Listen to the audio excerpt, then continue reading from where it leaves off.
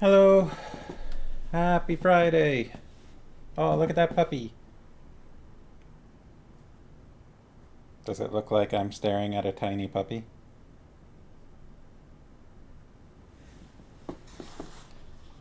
It was just a trick of perspective. He's regular size. I mean, he's actually quite small, but you know.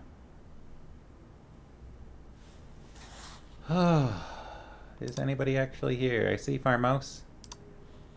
I only see Farmhouse so far. Everyone else has missed my clever staring at puppy trick.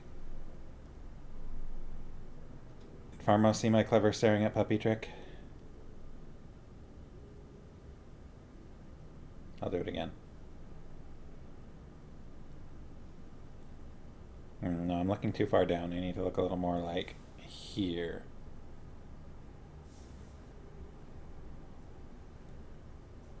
I need to turn a little bit more.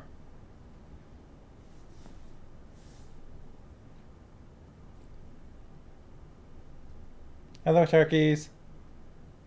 No, still looking too far down. Look at this. Where is he? Can't. Oh, my fingers. Look at this cute pup. If I look here.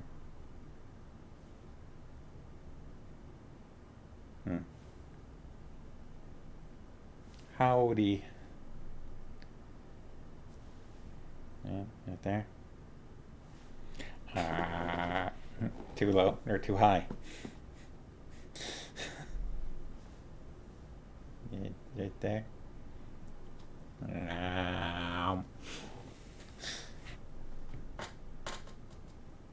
Just a little snack. Oh, how are the Sharkies today? Clearly they are cowboy. How else though? Also, I'm not sure if cowboy is a how so much as a what.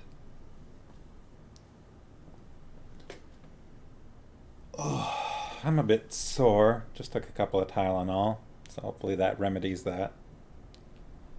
We shall see.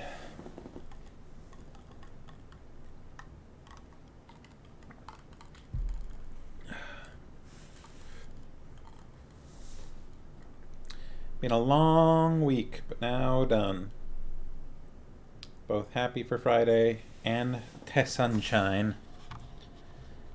I didn't spend as much time in Sunshine as maybe I would have liked.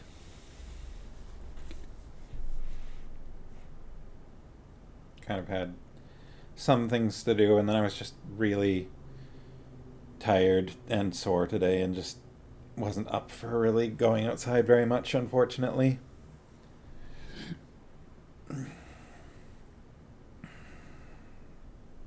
Had a bunch of dreams the past few nights. Nothing like super interesting. One kind of interesting one about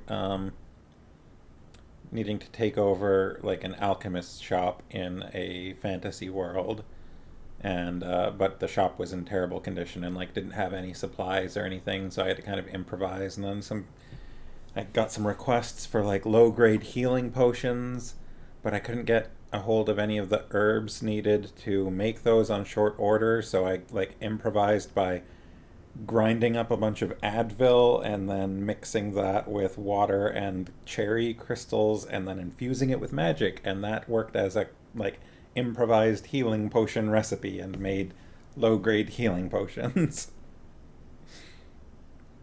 So that one was kind of an interesting dream.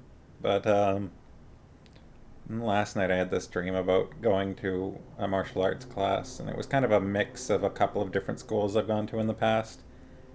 And getting there was some weirdness on the way. I ended up accidentally chasing a mime who had a really tiny prosthetic leg. And then once I got there, they wanted to like fit me for these martial arts shoes, but they were like, it was like a wooden sole with kind of a heel bit and then like some leather on the inside, but not really any top to it. And you just kind of put your heel into it, and then there was like a metal tab over your toes, and then nothing above that. And I was like, this both seems uncomfortable and unsafe. In my dream, I was not I was not thrilled about these shoes. And then I woke up earlier than I wanted to and just couldn't get back to sleep and didn't really want to, but I was also still really tired, so I kind of threw off my day. Stupid wooden shoe dream.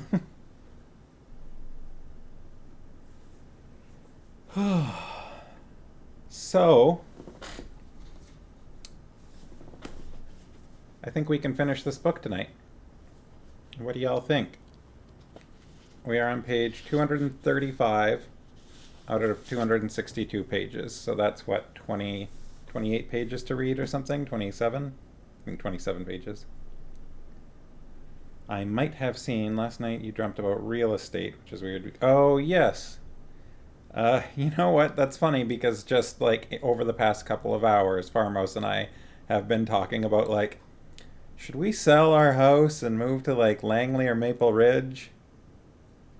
And then looking at some listings and things, which kind of got started because a Facebook friend of mine is a real estate agent in Chilliwack and occasionally posts very tempting listings. And there was one today where I was like, oh, look at this house. It's so much bigger than ours and has a big yard and like lots of open space. Our house is nice, but right behind us is we have a small backyard and right behind us is a freeway, and so it's always noisy. Like it's like our backyard, fence, ditch, freeway.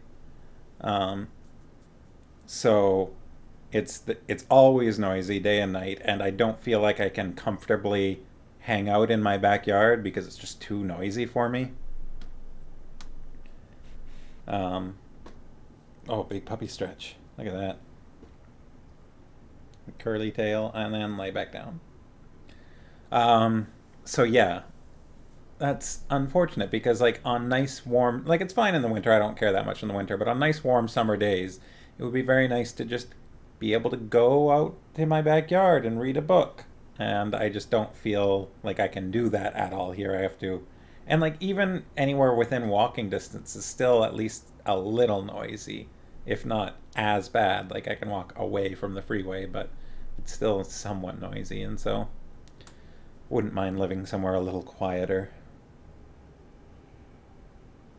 Plus, we're far away from groceries. Plus, you know, we've got a townhouse, but we are sharing a wall with neighbors, and our neighbors are nice, but they do have young kids and like, you know, no problems there. But sometimes it's like crying baby in the middle of the night, and I'm kind of just and their kids. I think their kids' bedroom shares a wall with our bedroom, maybe.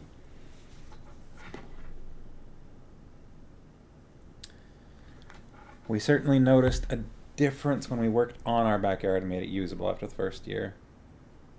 Yeah, yeah. Like, and our backyard space is relatively nice. It's not huge, but it's like, you know, we've got a little pond back there and a little garden space and stuff, and that would all be lovely if it weren't noisy all the time. Farmhouse likes your backyard. She saw it once. So yeah, it's kind of funny that apparently we were all thinking about real estate today.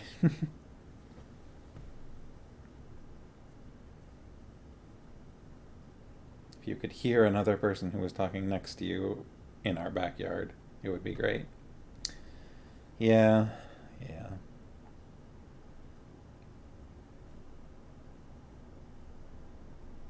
Hmm. Yeah, the listing that I saw today that sparked this whole thing was like a nice big house.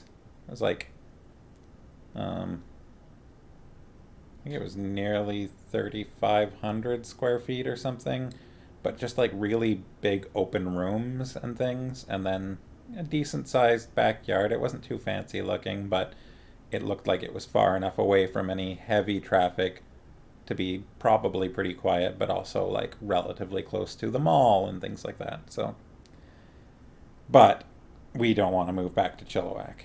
We're both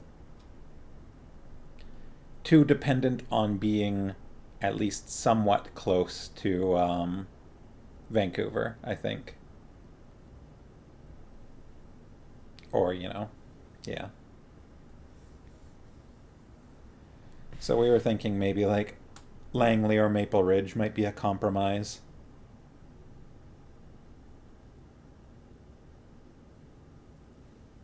So it's 10 past 7, and if we're going to get through 3 chapters tonight, I should probably start reading sooner rather than later. What do y'all think about that? What do you say we finish our third book, Pawn of Prophecy?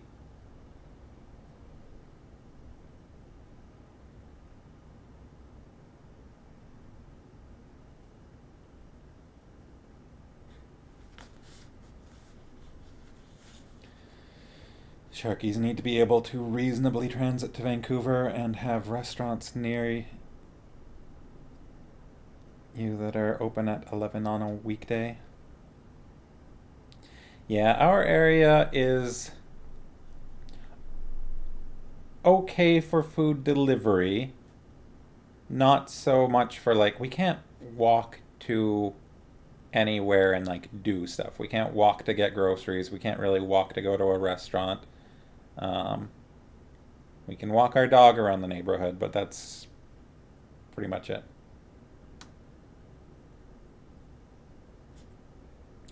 I mean, yeah, whatever. Anyways, book time. We're on chapter 19 out of 21. We're on page 235 out of 262. And the last couple chapters that we powered through on Wednesday were pretty exciting, I think. A lot of action and some intrigue. Both of those things happening.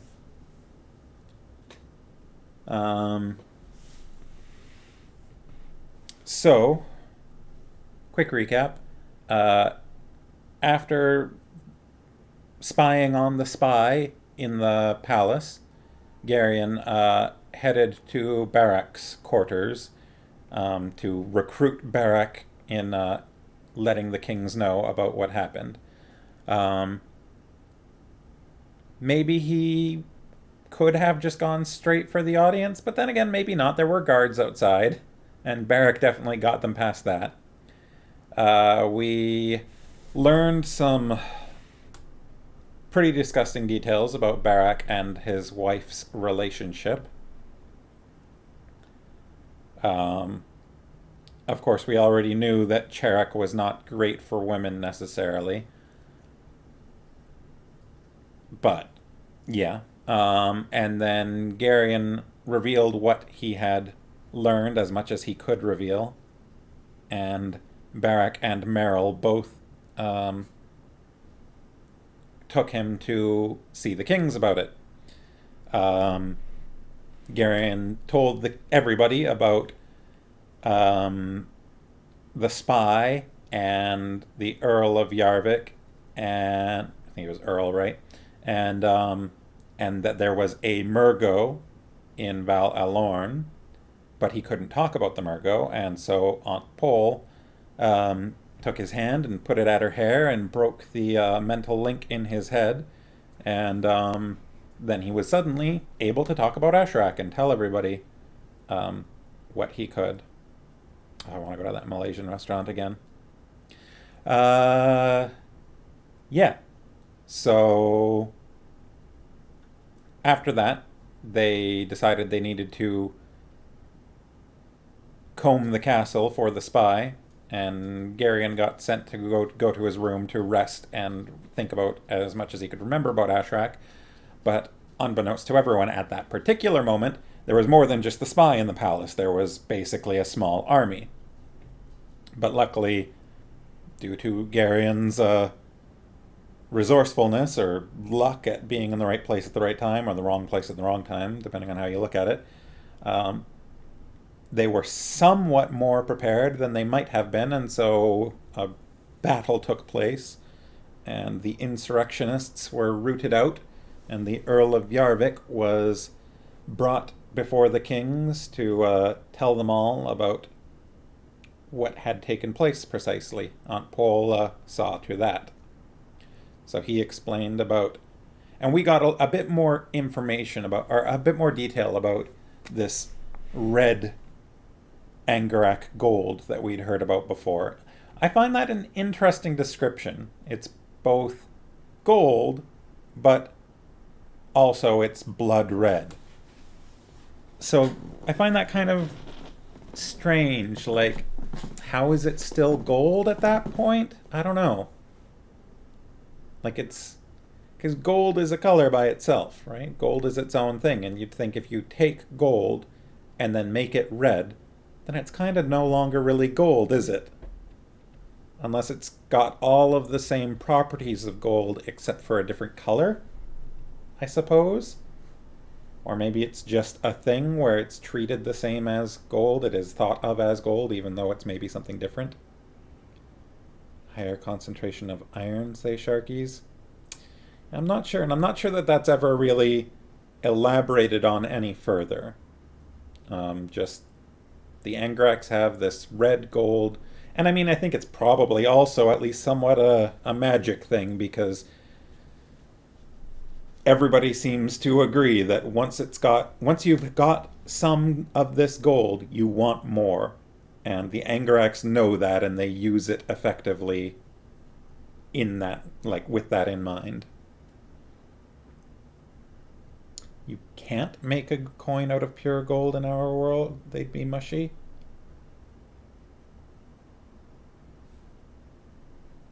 I think you can make a coin out of gold. It wouldn't necessarily be durable, yeah, but you can do it, right? Like, it's not like gold isn't a liquid by itself. I know it's soft for a metal, and that's why you don't use it for anything that needs any form of durability. It wouldn't be practical.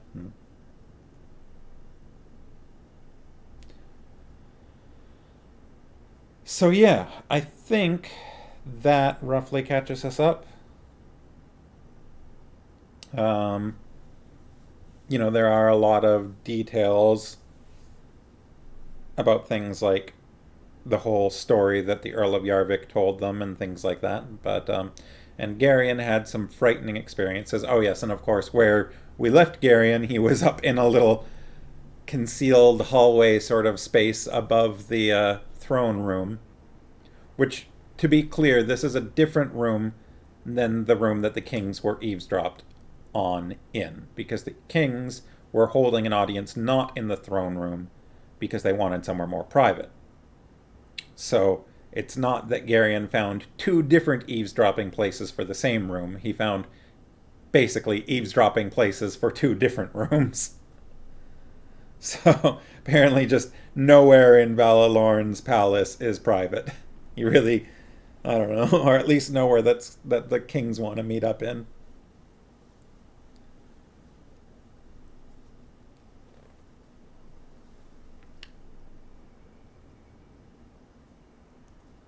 Sharky say it's kind of funny how often Garion just quietly lets things play out until they get too awkward for him. Yeah, he developed that, like, that was interesting that we saw him develop the habit of eavesdropping in his childhood. Like, we were there the first time it happened, and he had that moral dilemma about, is it okay to eavesdrop? And he was like, no, it's not. I'll do it anyway. It's not really hurting anyone. um, and that's kind of been like a central trait of his throughout this book. That's sort of a strange thing. I hadn't really thought about that specific detail before, but yeah, he just, like, as a kid, he realized that there were frequently people talking about important things that when they didn't want him around, and so he would just listen in, and then he just kept doing that from ages 4 to 14. But then also just, like, even if he's not eavesdropping, there was the whole scene in Barak's chambers with The awkwardness. And Garion being like, I'm still here. I need to talk about this spy, please. Yeah. Okay. So we're caught up. It's 7:20. I'm going to read this book now. Everybody ready? Am I ready? A little more water.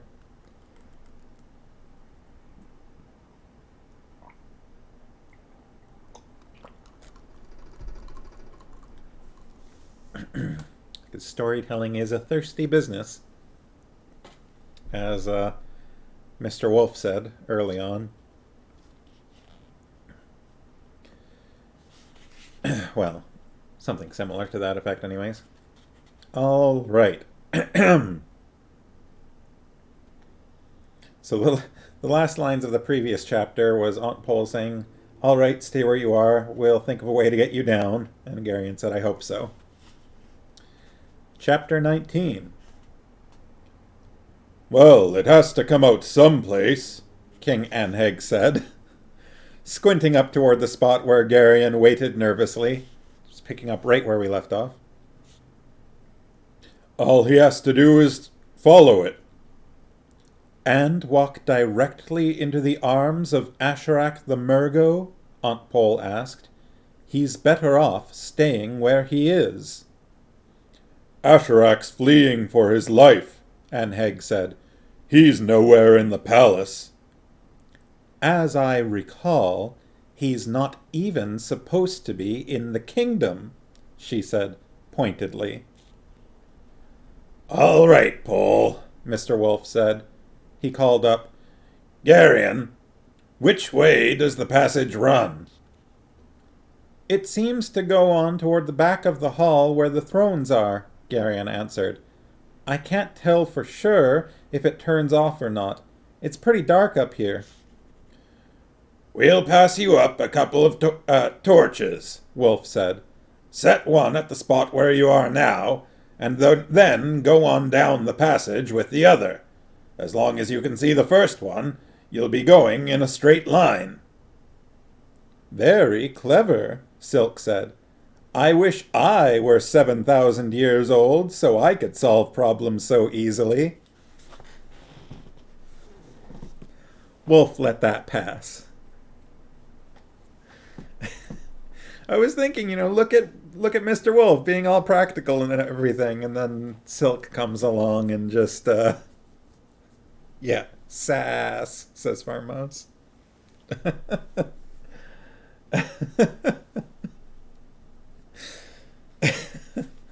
That's such a strange little exchange there.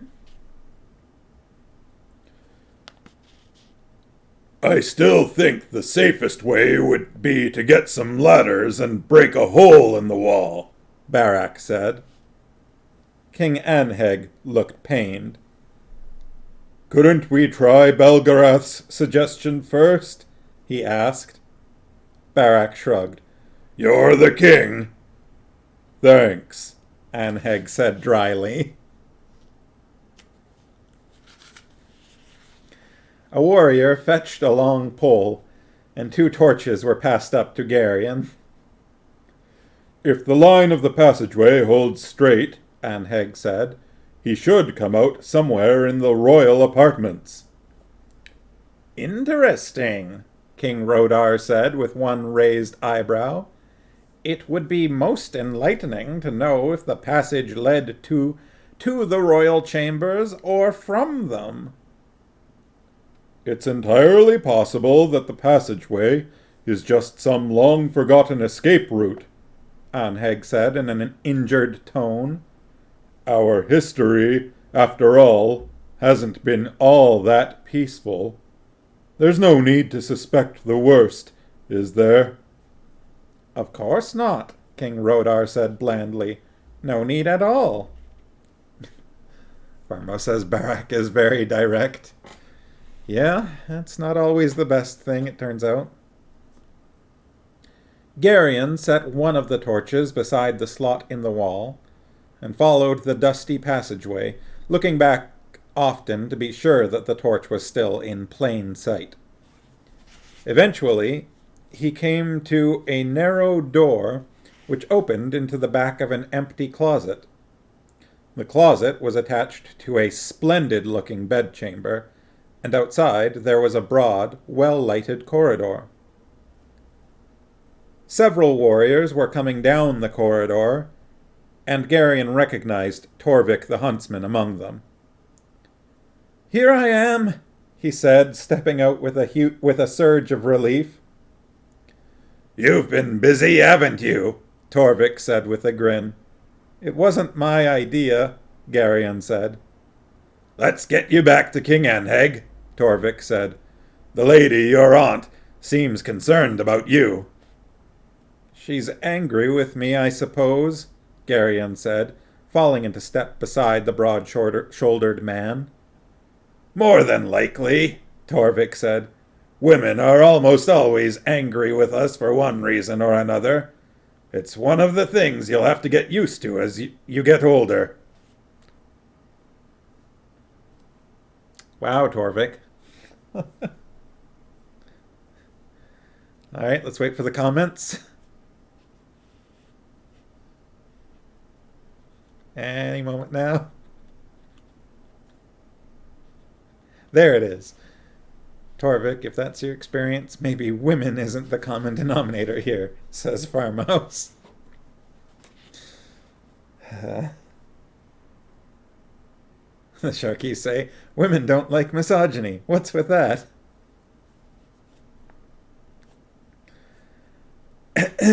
All right. Aunt Pole was waiting at the door to the throne room. There were no reproaches, not yet at any rate.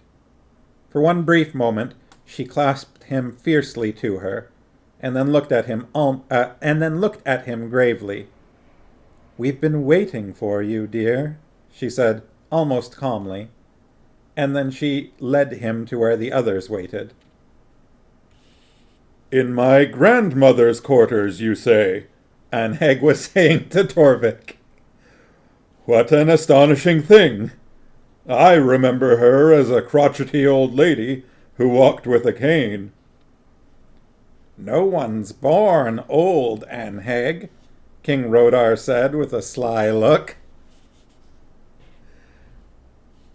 "I'm sure there are many explanations, Anheg," Queen Peren said. "My husband's just teasing you." "One of the men looked into the passage, your Majesty," Torvik said tactfully. "The dust is very thick. It's possible that it hasn't been used for centuries." "What an astonishing thing," Anheg said again.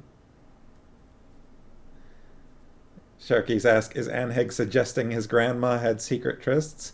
No, he's just astonished by there being a passage at all.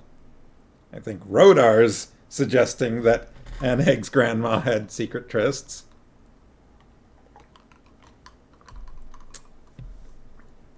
The matter was then delicately allowed to drop, though King Rodar's sly expression spoke volumes. The Earl of Selene coughed politely. "I think young Garion here may have a story for us," he said. "I expect he has," Aunt Pole said, turning toward Garion. "I seem to remember telling you to stay in your room." "Asherak was in my room," Garion said, "and he had warriors with him. He tried to make me come to him. When I wouldn't, he said that he'd had me once and that he could get me again. I didn't understand exactly what he meant, but I told him that he'd have to catch me first. Then I ran." Brand, the Reven warder, chuckled. "I don't see how you can find much fault with that, Polgara," he said. "I think that if I found a Grolim priest in my room, I'd probably run away too." "You're sure it was Asherak?" Silk asked. Farmo says, "Nobody say anything more about his grandma." Silent room scream. I like Bran's little comment there. Garion nodded. "I've known him for a long time," he said. "All my life, I guess. And he knew me. He called me by name." "I think I'd like to have a long talk with this Asherak," Anheg said. "I want to ask him some questions about all the mischief he's been stirring up in my kingdom." "I doubt if you'll find him, Anheg," Mr. Wolf said. "He seems to be more than just a Grolim priest. I touched his mind once, in Muros. It's not an ordinary mind." "I'll amuse myself with the search for him," Anheg said with a bleak expression. "Not even a Grolim can walk on water, so I believe I'll just seal off all the ports in Cherek, and then put my warriors to work searching the mountains and forests for him. They get fat and troublesome in the winter-time anyway, and it'll give them something to do." "Driving fat, troublesome warriors into the snow in the dead of winter isn't going to make you a popular king, Anheg," Rodar observed. "Offer a reward," Silk suggested. "That way you get the job done and stay popular as well." "That's an idea," Anheg said. "What kind of reward would you suggest, Prince Keldar?" "Promise to equal the weight of Asherak's head in gold," Silk said. "That should lure the fattest warrior away from the dice cup and the ale keg." Anheg winced. "He's a Grolim," Silk said. "They probably won't find him, but they'll take the kingdom apart looking. Your gold is safe, your warriors get a bit of exercise, you get a reputation for generosity, and, with every man in Cherek looking for him with an axe, Asherak's going to be much too busy hiding to stir up any more mischief. A man whose head is more valuable to others than it is to himself has little time for foolishness." "Prince Keldar," Anheg said gravely, "you're a devious man." "I try, King Anheg," Silk said with an ironic bow. Farmos says good proverb. A man whose head is more valuable to others than it is to himself has little time for foolishness.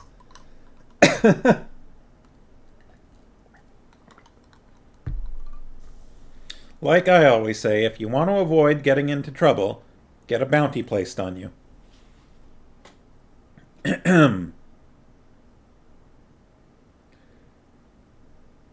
"I don't suppose you'd care to come work for me?" the King of Cherek offered. "Anheg!" Rodar protested. Silk sighed. "Blood, King Anheg," he said. "I'm committed to my uncle by our bonds of kinship. I'd be interested to hear your offer, though. It might help in future negotiations about compensation for my services." Queen Paren's laughter was like a small silver bell, and King Rodar's face became tragic. "You see," he said, "I'm absolutely surrounded by traitors. What's a poor old fat man to do?" A grim-looking warrior entered the hall and marched up to Anheg. "It's done, King," he said. "Do you want to look at his head?" "No," Anheg said shortly. "Should we put it on a pole near the harbor?" the warrior asked. "No," Anheg said. "Yarvik was a brave man once, and my kinsman by marriage. Have him delivered to his wife for a proper burial." The warrior bowed and left the hall.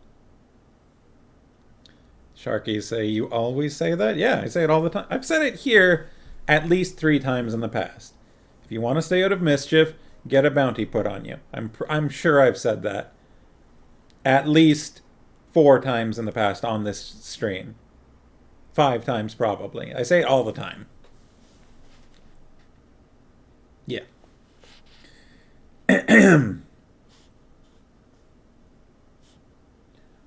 This problem of the Grolem Asherak interests me, Queen Islena said to Aunt Pole. Oi, here we go.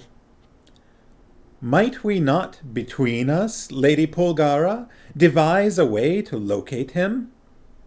Her expression had a certain quality of self-importance to it. Mr. Wolf spoke quickly before Aunt Pole could answer. Bravely spoken, Islena, he said, but we couldn't allow the Queen of Cherek to take such a risk. I'm sure your skills are formidable, but such a search opens the mind completely. If Asherak felt you looking for him, he'd retaliate instantly. Polgara wouldn't be in any danger, but I'm afraid your mind could be blown out like a candle. It would be a great shame to have the Queen of Cherek live out the rest of her life as a raving lunatic. Islena turned suddenly very pale, and did not see the sly wink Mr. Wolf directed at Anheg. I couldn't permit it, Anheg said firmly. My queen is far too precious for me to allow her to take such a terrible risk. I must accede to the will of my lord, Islena said in a relieved tone. By his command, I withdraw my suggestion. The courage of my queen honors me, Anheg said with an absolutely straight face. Oh, boy.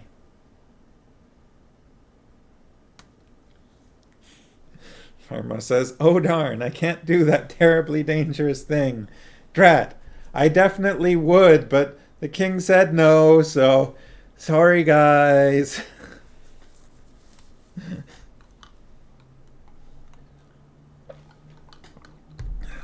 If it weren't for royal decree.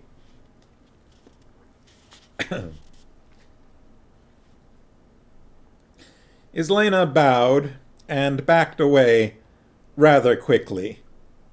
Aunt Pole looked at Mr. Wolf with one raised eyebrow, but let it pass.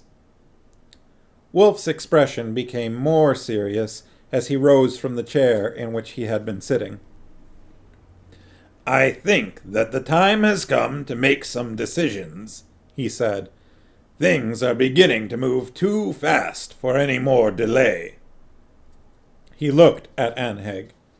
Is there some place where we can speak without risk of being overheard? There's a chamber in one of the towers, Anheg said.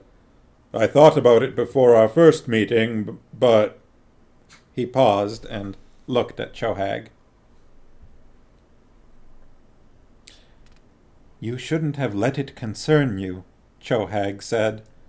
I can manage stairs if I have to, and it would have been better for me to have been a little inconvenienced than to have had Yarvik's spy overhear us. I'll stay with Garion, Dernick said to Aunt Pole. Aunt Pole shook her head firmly. No, she said. As long as Asherak is on the loose in Cherek, I don't want him out of my sight. Shall we go, then? Mr. Wolf said. It's getting late, and I want to leave first thing in the morning. The trail I was following is getting colder. Queen Islena, still looking shaken, stood to one side with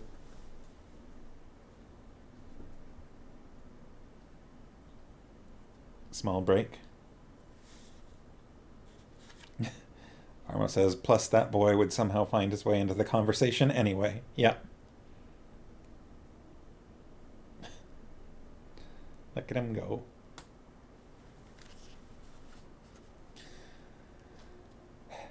Queen Islena, still looking shaken, stood to one side with Paren and Silar, and made no effort to follow, as King Anheg led the way from the throne room. "I'll let you know what happens," King Rodar signaled to his queen. "Of course," Paren gestured back. I like their relationship. It's very, clearly Rodar trusts Paren, and they have, it feels like they've got a very equal relationship. And just sort of are following the customs of Cherrick while they're in Cherrick. Sharky say Garion would accidentally ride a hawk and end up eavesdropping from a hole in the roof. No, he would go exploring. He would somehow accidentally find a taller tower, and then maybe it would just turn, the staircase would collapse from that tower that he found his way into, and he would find out also that it has excellent acoustics. Yeah.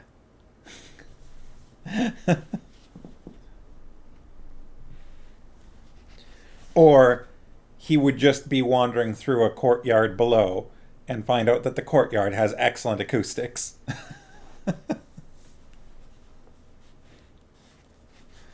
And that there's a hole in the tower that they're in that just funnels all the sound out.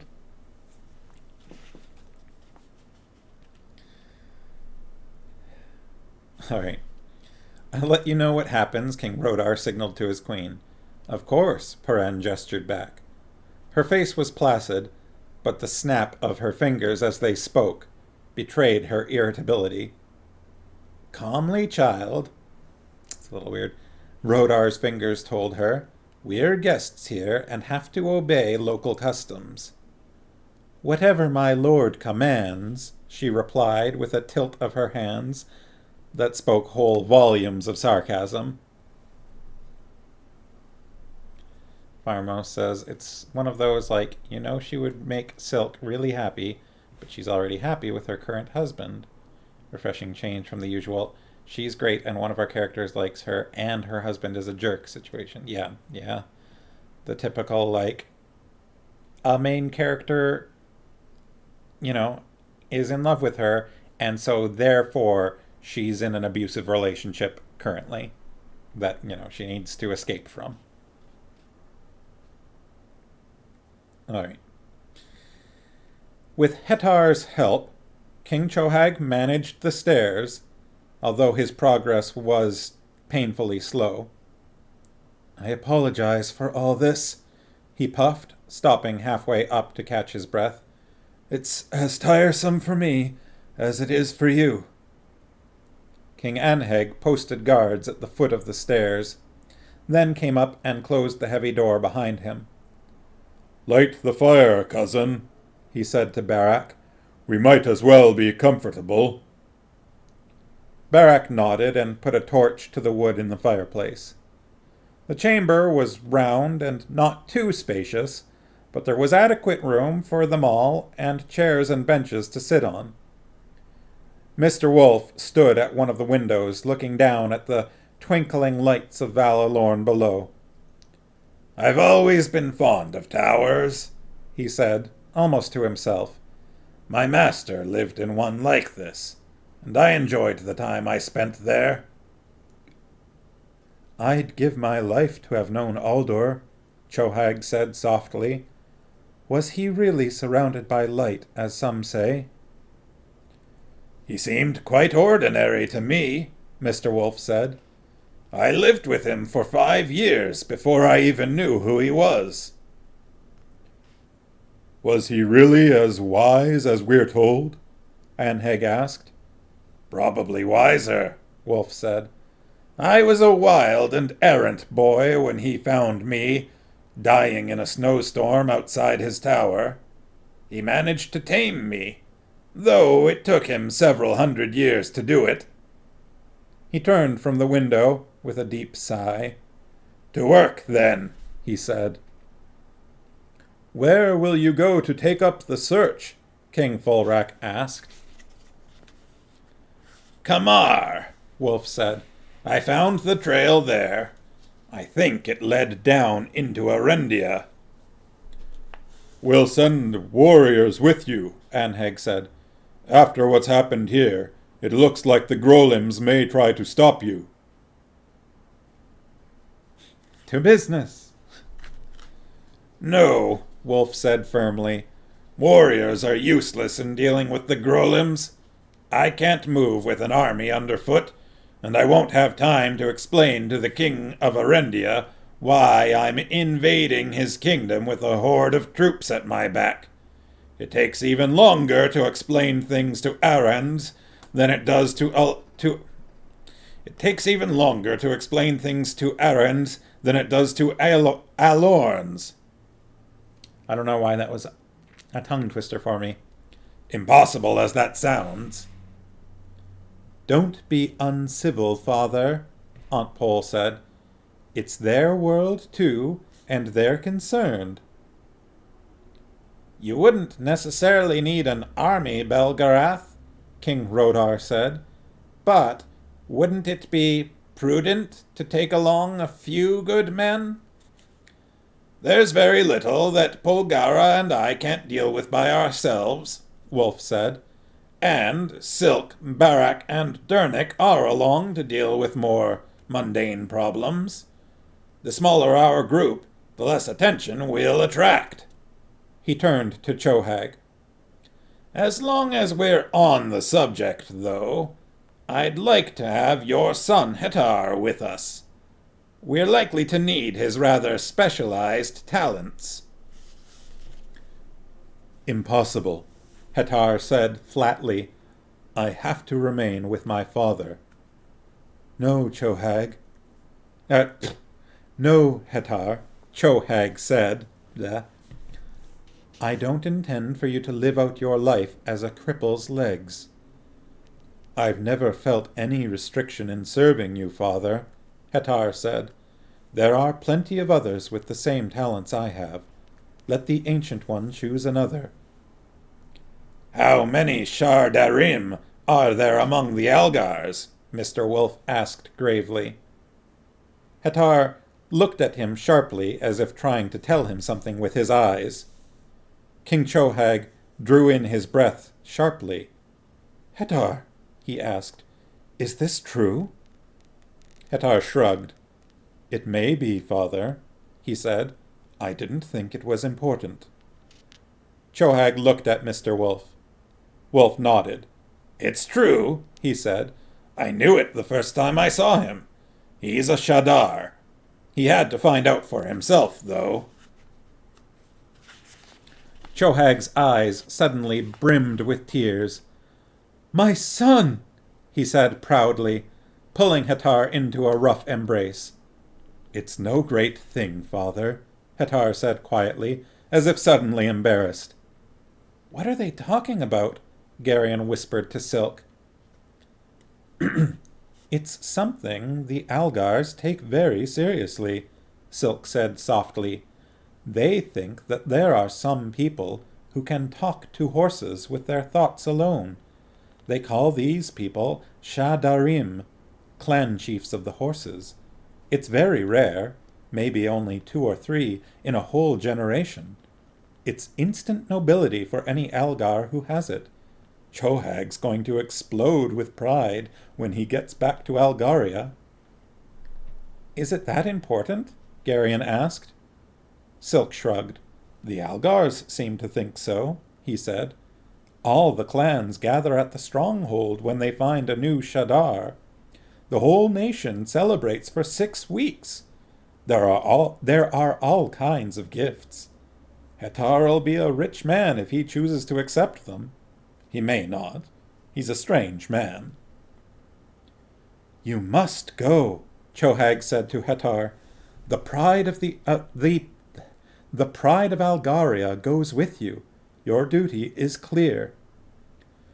As my father decides, Hetar said reluctantly.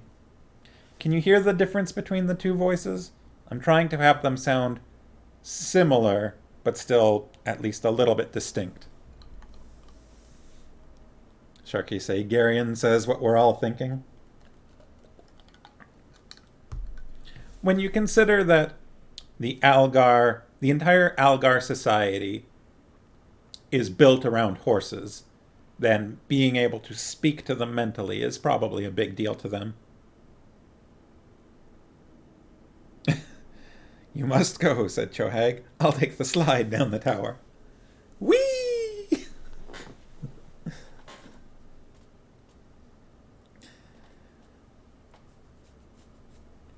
Good, Mr. Wolf said. How long will it take you to go to Algaria, pick up a dozen or so of your best horses, and take them to Kamar? Hetar thought for a moment. 2 weeks, he said, if there aren't any blizzards in the mountains of Sandaria. We'll all leave here in the morning, then, Wolf said. Anheg can give you a ship. Take the horses along the Great North Road to the place a few leagues east of Kamar, where another road strikes off to the south. It fords the Greater Kamar River and runs down to join the Great West Road at the ruins of Vo-Wassoon. I think it's Wassoon. It's spelled Wacune. So I think it's... I don't think it's Wacoon. I think it's Wassoon. Can't we all take the slide? Asked Garion. Farmo says, I mean, he's a king. I'm pretty sure there are probably like a dozen of his men who would feel pretty honored to be his carrier when he needs it. Yeah, probably. But that said, you can understand his son's feeling of like, this is where I should be the one doing this.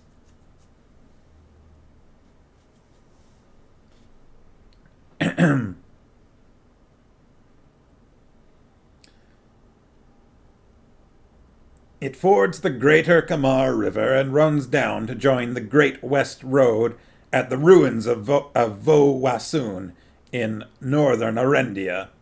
We'll meet you there in 2 weeks. There's a lot of Arendish locations that start with Vo. I don't know what Vo means in Arendish. It probably means something, like fort or something like that. And I'm assuming it is actually pronounced Vo. All it is V-O. So I don't know, maybe it's like woe or something like that, but I've been saying Vo. Vo-Mimbre, Vo-Wassoon. I'm pretty sure there's a few others.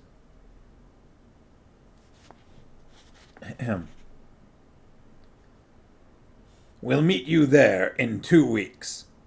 Hetar nodded. We'll also be joined at Vo-Wassoon by an Asturian errand, Wolf went on, and somewhat later by a Mimbrate. They might be useful to us in the south.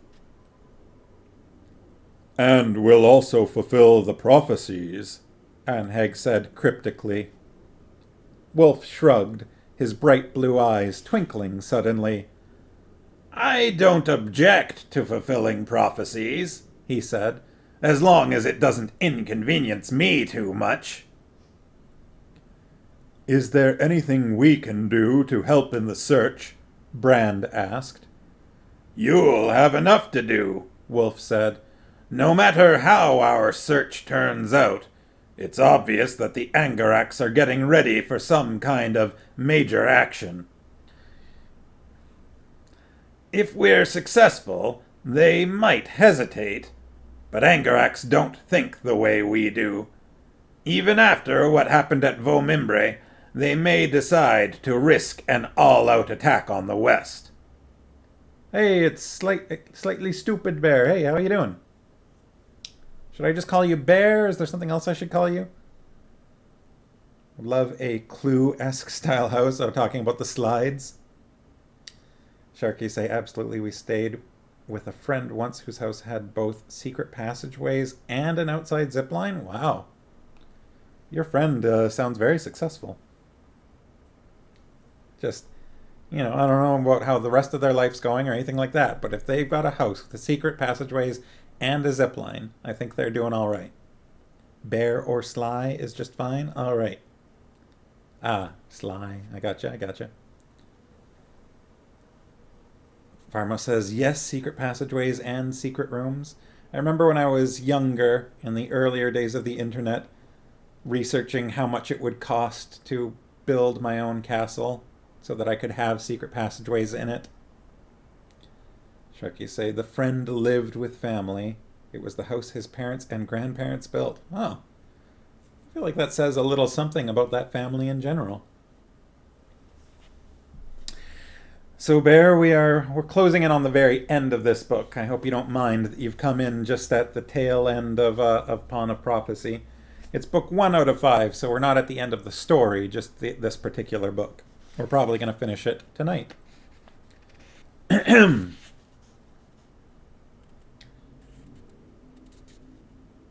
Let's see.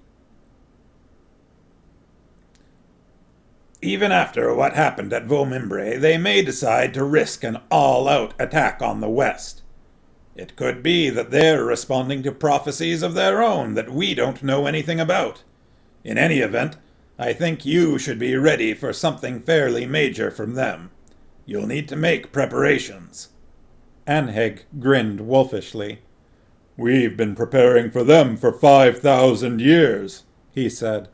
This time we'll purge the whole world of this Angarak infection. When Torak One-Eye awakes, he'll find himself as alone as Mara, and just as powerless. Maybe, Mr. Wolf said, but don't plan the victory celebration until the war's over. Make your preparations quietly, and don't stir up the people in your kingdoms any more than you have to. The West is crawling with Grolims, and they're watching everything we do. The trail I'll be following could lead me into Cthul Murgos, and I'd rather not have to deal with an army of Murgos massed on the border. I can play the watching game too, King Rodar said with a grim look on his plump face. Probably even better than the Grolims. It's time to send a few more caravans to the east. The Angaraks won't move without help from the east, and the Malorians will have to cross over into Gar-Og Nadrak before they deploy south. A bribe or two here and there, a few barrels of strong ale in the right mining camps. Who knows what a bit of diligent corruption might turn up. A chance word or two could give us several months' warning. Oh, King Rodar actually putting in a little work here. Bear doesn't mind at all, just at work and wanted to pop in and listen for a bit. Oh, well, you're very welcome. I hope work's not too bad. Farmouse says, buying a house and discovering a secret passage would be pretty cool, but also a bit suspicious. Why wasn't this in the lease? Sharkies say, all of our racism hasn't been for nothing. We've kind of gone over this, but so far in the lore of this world, it's justified racism, I suppose. I brook no racism on Earth, but in this fiction setting, they have reason for it. Bear says, Farmos wouldn't be very secret if the real estate agent knew about it. Yeah, I suppose that's true. How do you, what do you do? Like, let's say you lived in a house that has a secret passage, and you decide one day to sell it and move out. What do you do? Do you leave a clue somewhere in the house? Do you maybe leave a message directly to the buyers? I think I would be more inclined to try and hide subtle clues, and then maybe leave a message for them inside the passage for when they found it. Yeah, I think that's the approach I would take. Sharky say, series of cryptic clues.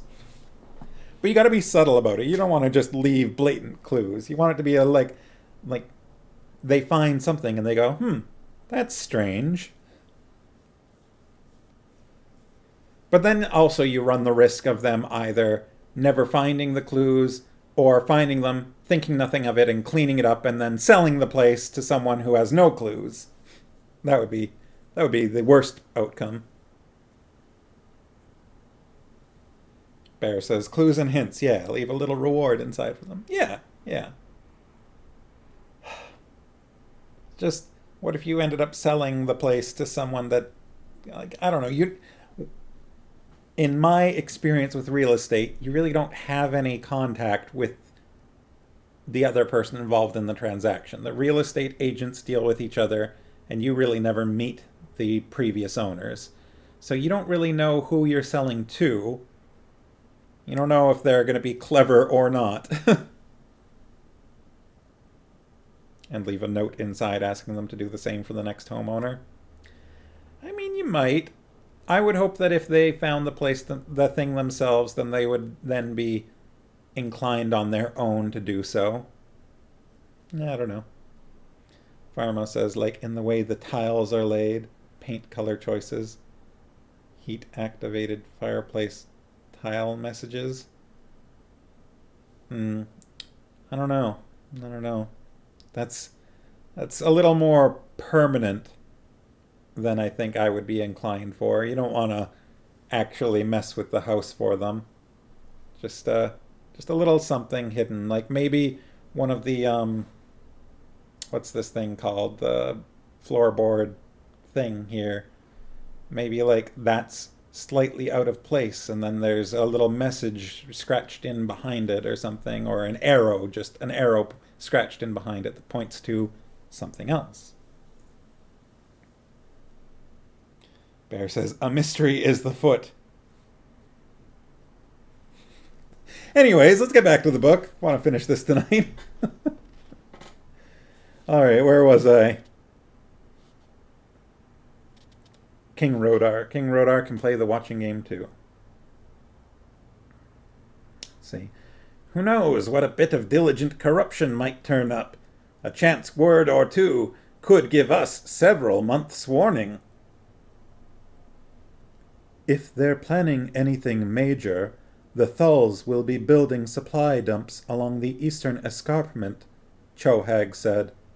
Thulls aren't bright, and it's easy to observe them without being seen. I'll increase my patrols along those mountains. With a little luck, we might be able to anticipate their invasion route. Is there anything else we can do to help you, Belgarath? Mr. Wolf thought for a moment. Suddenly, he grinned. I'm certain that our thief is listening very hard, waiting for one of us to speak his name or the name of the thing he stole. Sooner or later, someone's bound to make a slip, and once he locates us, he'll be able to hear every word we say. Instead of trying to gag ourselves, I think it might be better if we gave him something to listen to. If you can arrange it, I'd like to have every minstrel and storyteller in the north start retelling certain old stories. You know the ones. When those names start sounding in every village marketplace north of the Kamar River, it'll set up a roaring in his ears like a thunderstorm. If nothing else, it'll give us freedom to speak. In time, he'll get tired of it and stop listening. It's getting late, Father, Aunt Pole reminded him. Wolf nodded. We're playing a deadly game, he told them all. But our enemies are playing one just as deadly.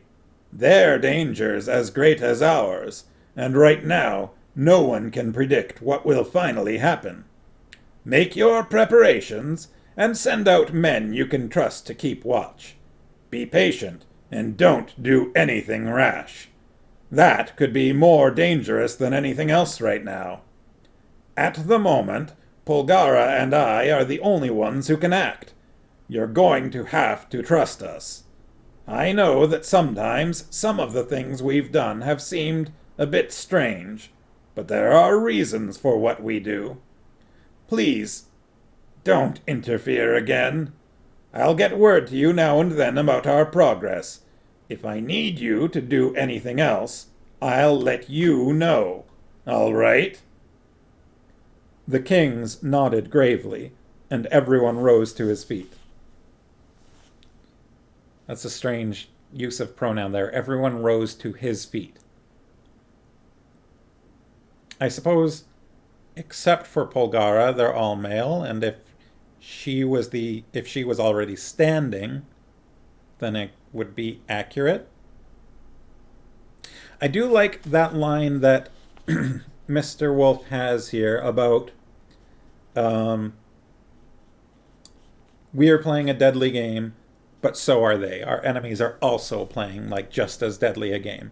I like that because I feel like frequently in a lot of fantasy novels, you have your small group of protagonists against an evil empire or against, this big sort of like dark force. And it always feels like, massive dark force, little group of light good guys, right? And that's it. But this actually makes it feel a little bit more like you've got this side and that side, and it's possible for either side to make mistakes. I don't know. I feel like that's a little bit different, Even if you look at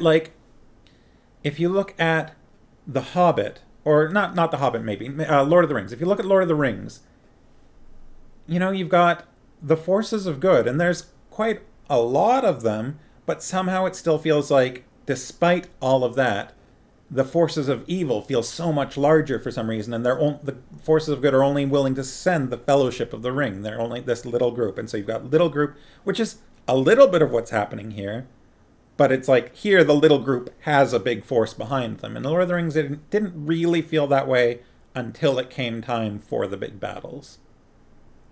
Does that make sense? Am I wrong there? You understand what I mean?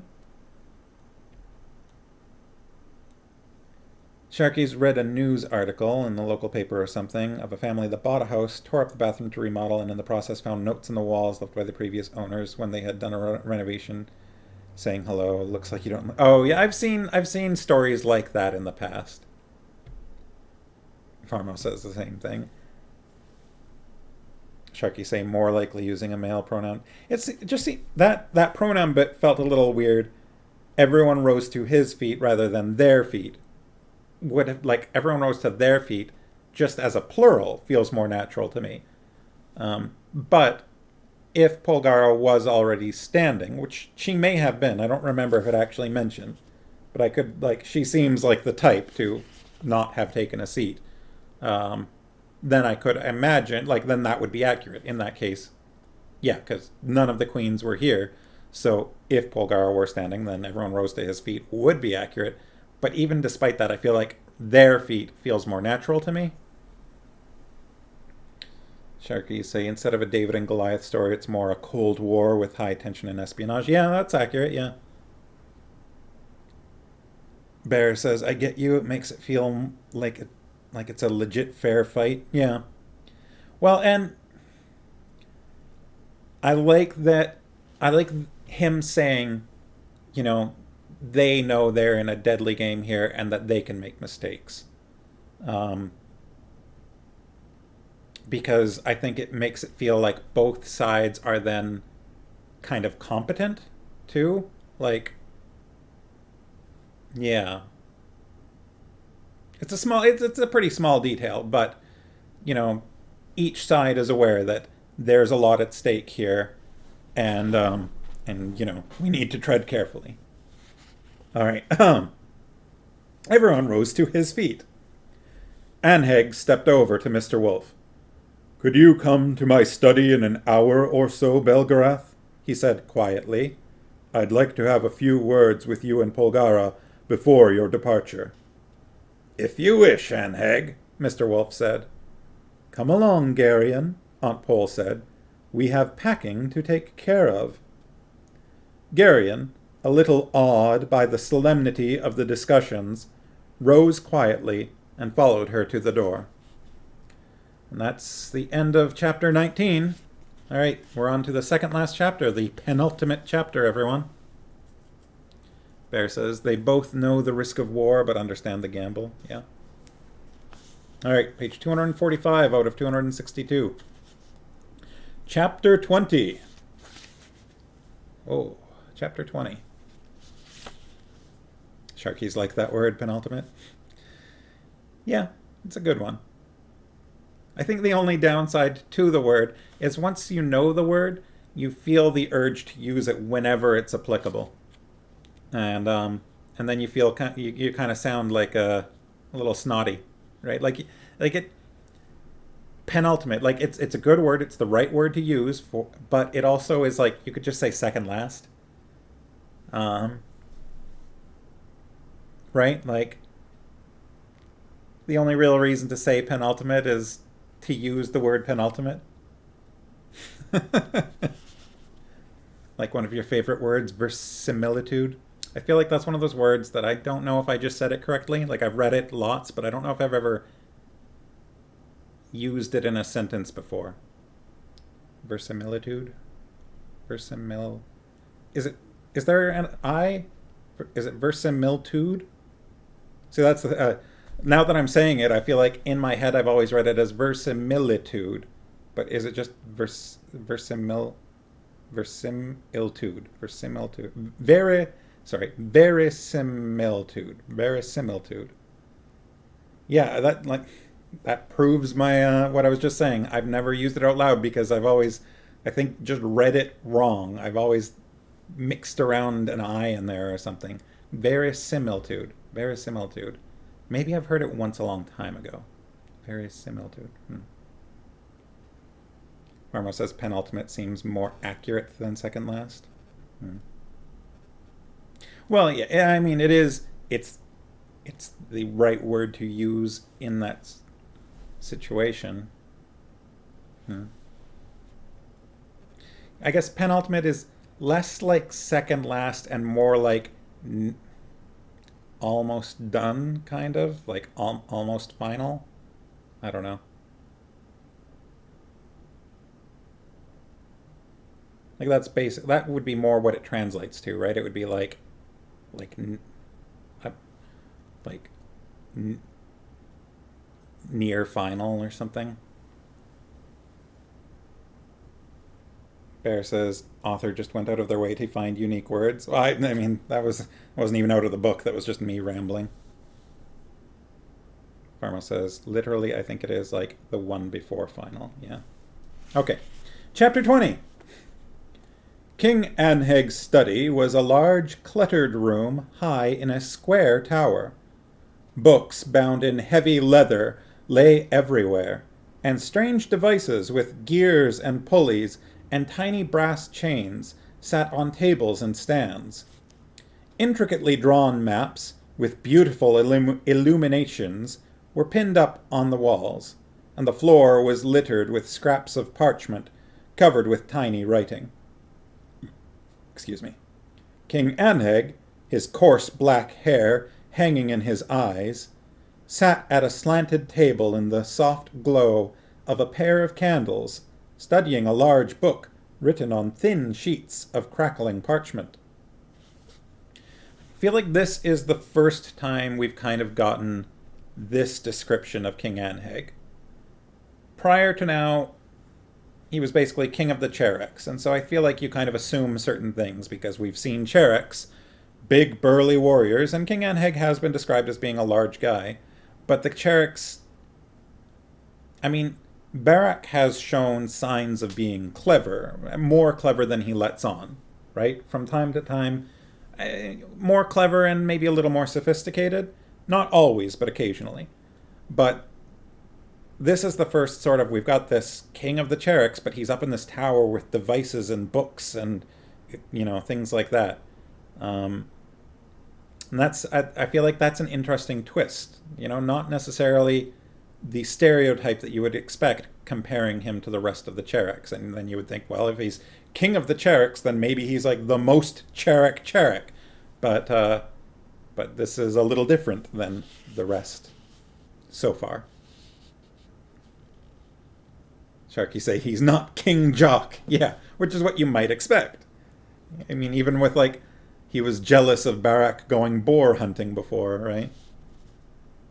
Or maybe he is King Jock, but he's also intelligent, or who knows? Let's find out. The guard at the door let them enter without a word, and Mr. Wolf stepped briskly into the center of the room. "You wanted to see us, Anheg?" The king of Cherek straightened from his book and laid it aside. "Belgarath," he said with a short nod of greeting. "Pulgara." He glanced at Garion, who stood uncertainly near the door. "I meant what I said earlier," Aunt Pole said. "I'm not going to let him out of my sight until I know for certain that he's out of the reach of the Grolim Asherak." "Anything you say, Pulgara," Anheg said. "Come in, Garion." "I see that you're continuing your studies," Mr. Wolf said approvingly, glancing at the littered room. "There's so much to learn," Anheg said with a helpless gesture that included all the welter of books and papers and strange machines. "I have a feeling that I might have been happier if you'd never introduced me to this impossible task." "You asked me," Wolf said simply. "You could have said no," Anheg laughed. Then his brutish face turned serious. He glanced once at Garion and began to speak in an obviously oblique manner. There's another good word, oblique. I like that one. "I don't want to interfere," he said, "but the behavior of this Asherak concerns me." Armo says, "Intriguing." Garion moved away from Aunt Pole and began to study one of the strange little machines sitting on a nearby table, being careful not to touch it. "We'll take care of Asherak," Aunt Pole said. But Anheg persisted. "There have been rumors for centuries that you and your father have been protecting." He hesitated, glanced at Garion, then continued smoothly. "A certain thing that must be protected at all costs. Several of my books speak of it." "You read too much, Anheg," Aunt Pole said. Anheg laughed again. "It passes the time, Pulgara," he said.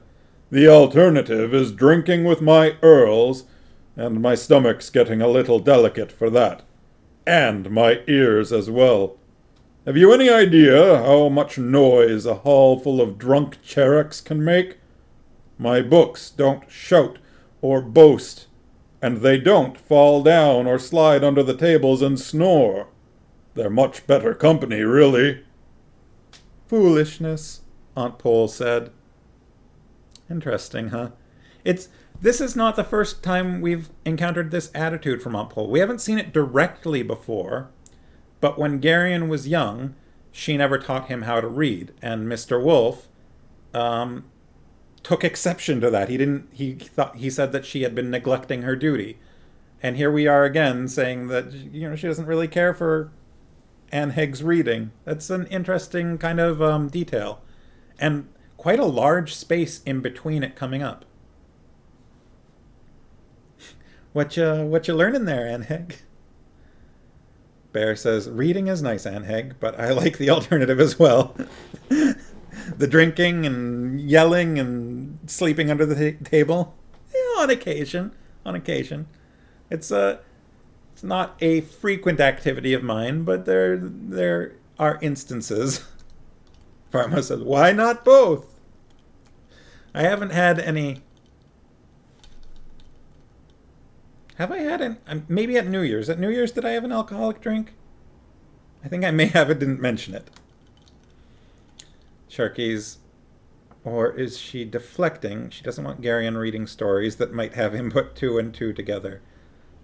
I think Mr. Wolf, I'm not going to go back and look for it right now, but maybe after we finish I will. But I think Mr. Wolf commented on it being a habit of hers or something. Like, she knows how to read, obviously, and she is intelligent and educated. And this, I don't remember whether or not this will come up again, but it seems to be that she just doesn't care much for reading, which is strange and feels like it is almost contradictory to her character, but seems to be Consistent so far. Loud, drunken reading.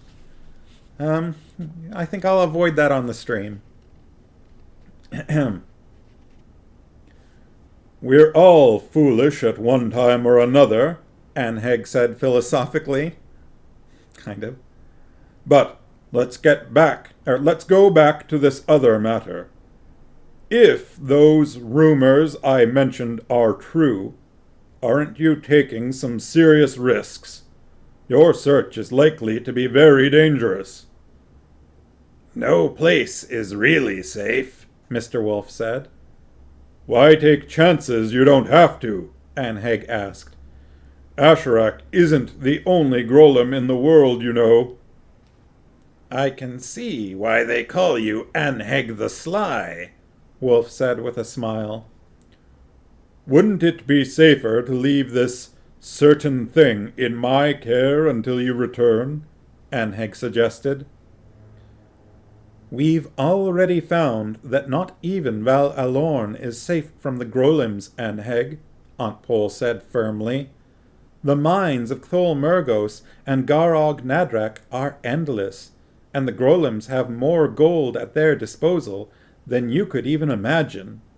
How many others like Yarvik have they bought? The old wolf and I are very experienced at protecting this certain thing you mentioned. It'll be safe with us. Thank you for your concern, however, Mr. Wolf said. The matter concerns us all, Anheg said. Garion, despite his youth and occasional recklessness, was not stupid. It was obvious that what they were talking about involved him in some way, and quite possibly had to do with the mystery of his parentage as well. To conceal the fact that he was listening as hard as he could, he picked up a small book bound in a strangely textured black leather. He opened it, but there were neither pictures nor illuminations, merely a spidery-looking script that seemed strangely repulsive. Aunt Pole, who always seemed to know what he was doing, looked over at him. "What are you doing with that?" she said sharply. "Just looking," he said. "I can't read." He still hasn't actually learned to read. How about that? Sharky say, "Books don't shout or boast or snore." To that I might offer this response. Ook. Slightly stupid bears. Han Solo voice. I don't know. I can imagine quite a lot. That was my best Han Solo and spur of the moment.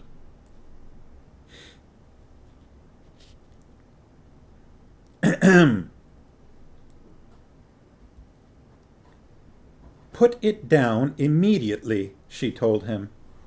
King Anheg smiled. You wouldn't be able to read it anyway, Garion, he said. It's written in Old Angarak. What are you doing with that filthy thing, anyway?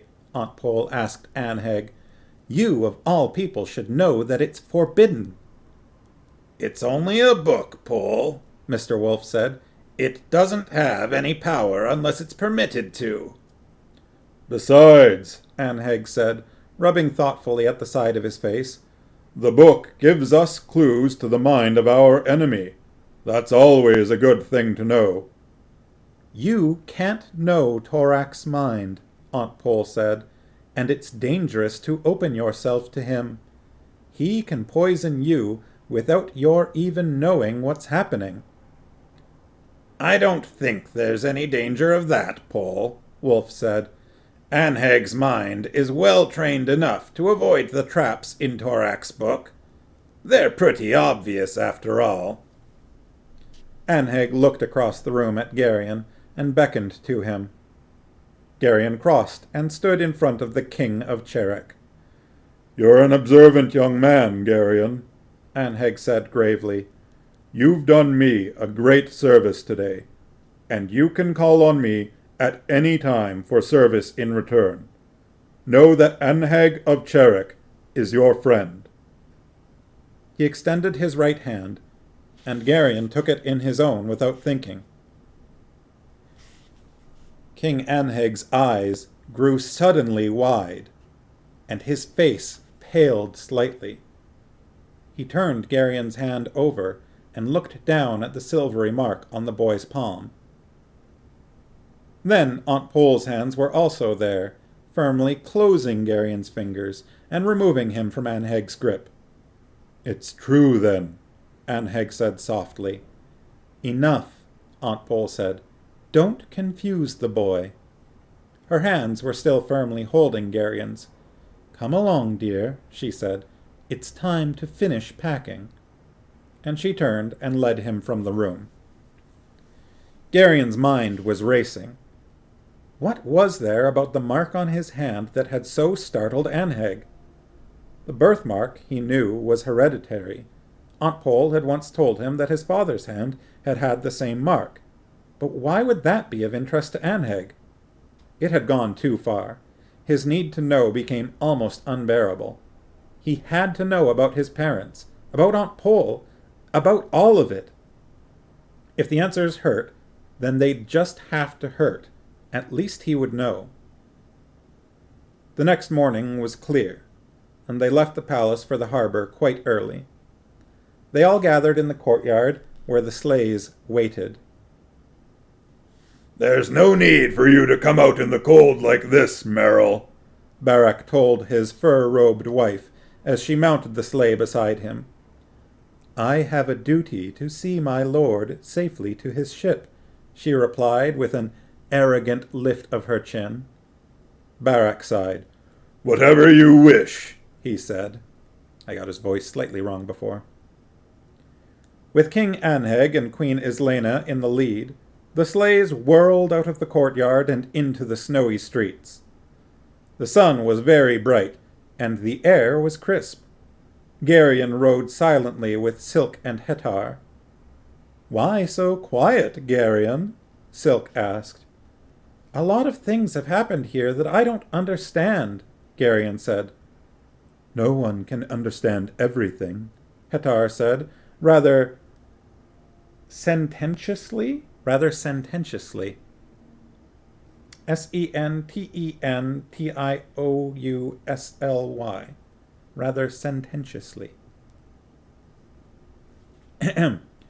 "Chereks are a violent and moody people," Silk said. "They don't even understand themselves." "It's not just the Chereks," Garion said, struggling with the words. "It's Aunt Pole and Mr. Wolf and Ashrak, all of it. Things are happening too fast. I can't get it all sorted out." Sharky's... Okay, I missed a little bit. Let's see. Bear said, "Is this the monster book of monsters?" Pharma says, "What harm in a book? Have you not seen The Mummy?" Well, it seems like in this world, maybe there aren't magical books necessarily. Although they were talking about the traps laid out by Torak, but those might be more logic-based? I'm not certain. Sharky say books in this world have to go through a lot of bureaucracy in order to gain powers. And also Sharky say, "I have never heard that word in my life, sententiously." Is it spelled the same in your copy? I imagine it is. One of you, get on that. What does sententiously mean? I have an idea based on context. Farmos says, Internet Dictionary says, given to moralizing in a pompous or affected manner. So, Hetar said, "No one can understand everything in a pompous or affected manner."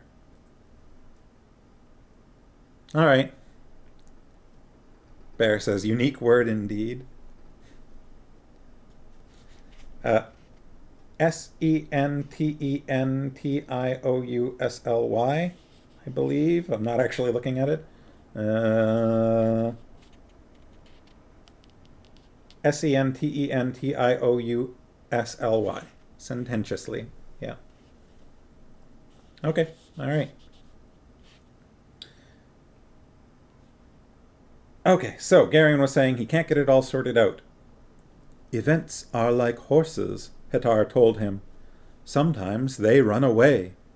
After they've run for a while, though, they'll start to walk again. Then there'll be time to put everything together. I hope so, Garion said dubiously, and fell silent again. Events are like horses. You see, Algars, everything's like horses to them. Everything's related to horses. That's why being a Shadar is so important. The sleighs came around a corner into the broad square before the Temple of Belar. Well, there's always an event that happens here. The blind woman was there again, and Garion realized that he had been half expecting her. Sharky say Garion's feelings right now are like mine regarding 2 years of the plague. That it's all just happening too fast and he can't get it all sorted out. Garion realized that he had been half expecting her. She stood on the steps of the temple and raised her staff. Unaccountably, the horses which pulled the sleighs stopped, trembling, despite the urgings of the drivers. "Hail, great one!" the blind woman said. "I wish thee well on thy journey." The sleigh in which Garion was riding had stopped closest to the temple steps, and it seemed that the old woman was speaking to him. Almost without thinking, he answered, "Thank you, but why do you call me that?" She ignored the question. "Remember me," she commanded, bowing deeply. "Remember, Martye, when thou comest into thine inheritance." It was the second time she'd said that, and Garion felt a sharp pang of curiosity. What inheritance? He demanded. But Barak was roaring with fury and struggling to throw off the full fur robe and draw his sword at the same time. King Anheg was also climbing down from his sleigh, his coarse face livid with rage. "No," Aunt Pole said sharply from nearby.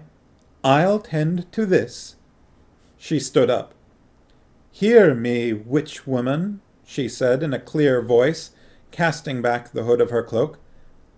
"I think you see too much with those blind eyes of yours.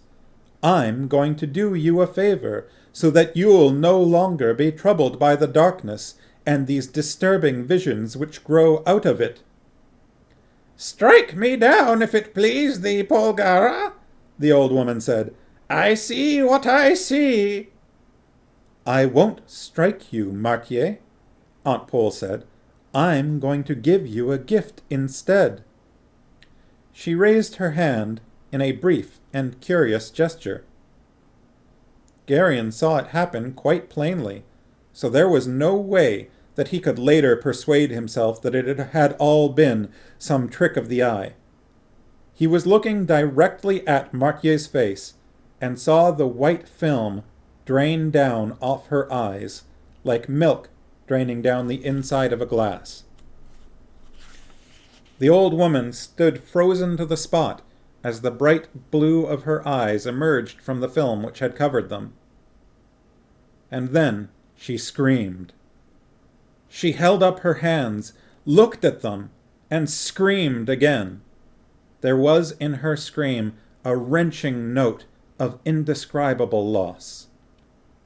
"What did you do?" Queen Islena demanded. "I gave her back her eyes," Aunt Pole said, sitting down again and rearranging the fur robe about her. "You can do that?" Islena asked, her face blanching and her voice weak. "Can't you? It's a simple thing, really." "But," Queen Peren objected, "with her eyes restored, she'll lose that other vision, won't she?" "I imagine so," Aunt Pole said. "But that's a small price to pay, isn't it?" "She'll no longer be a witch, then?" Peren pressed. "She wasn't really a very good witch anyway," Aunt Pole said. "Her vision was clouded and uncertain. It's better this way. she won't be disturbing herself and others with shadows any more.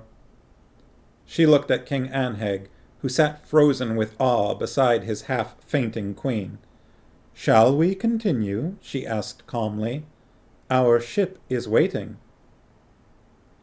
The horses, as if released by her words, leaped forward, and the sleighs sped away from the temple, spraying snow from their runners. Garion glanced back once. Old Martier stood on the steps of the temple, looking at her two outstretched hands and sobbing uncontrollably. "We've been privileged to witness a miracle, my friends," Hetar said. "I gather, however, that the beneficiary was not very pleased with it," Silk said dryly. "Remind me not to offend Polgara. Her miracles seem to have two edges to them." Well, that's the end of chapter 20. We're on to the last chapter. Pharma says, "Haha, you can see now." Bear says, "And now she has to see the real wretchedness of the world." Pharma says, "You can perform medical miracles with a wave of your hand? Can't you?" Sass. She just realized how much she needs a manicure. So, all jokes aside, that's actually kind of I feel like that is the first physical confirmation of magic we've really seen. We've come close before. Polgara produced that rose from nowhere. But we didn't know for real, right? Garion didn't know for real. She might have been hiding it somewhere. How did she know to have the rose ahead of time? Where did she get it? He didn't know. But he could still kind of argue it. But right here now, he saw Aunt Pole cure someone's vision by waving her hand. No mental tricks, like a real physical, that just happened. And we saw that another instance of Aunt Pole being kind of scary, as Silk commented on. Bear asking, is this the first book? Yes, this is book 1 of the Belgariad.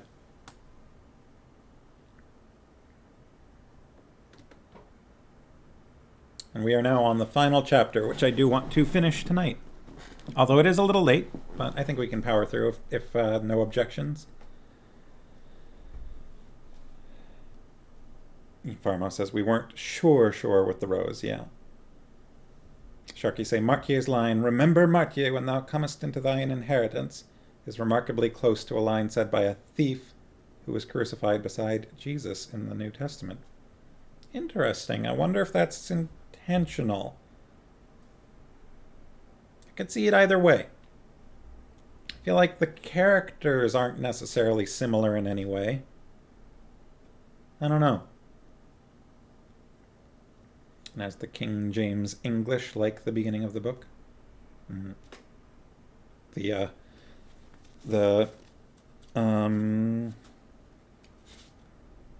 The Book of Alorn, the prologue, given that biblical feel.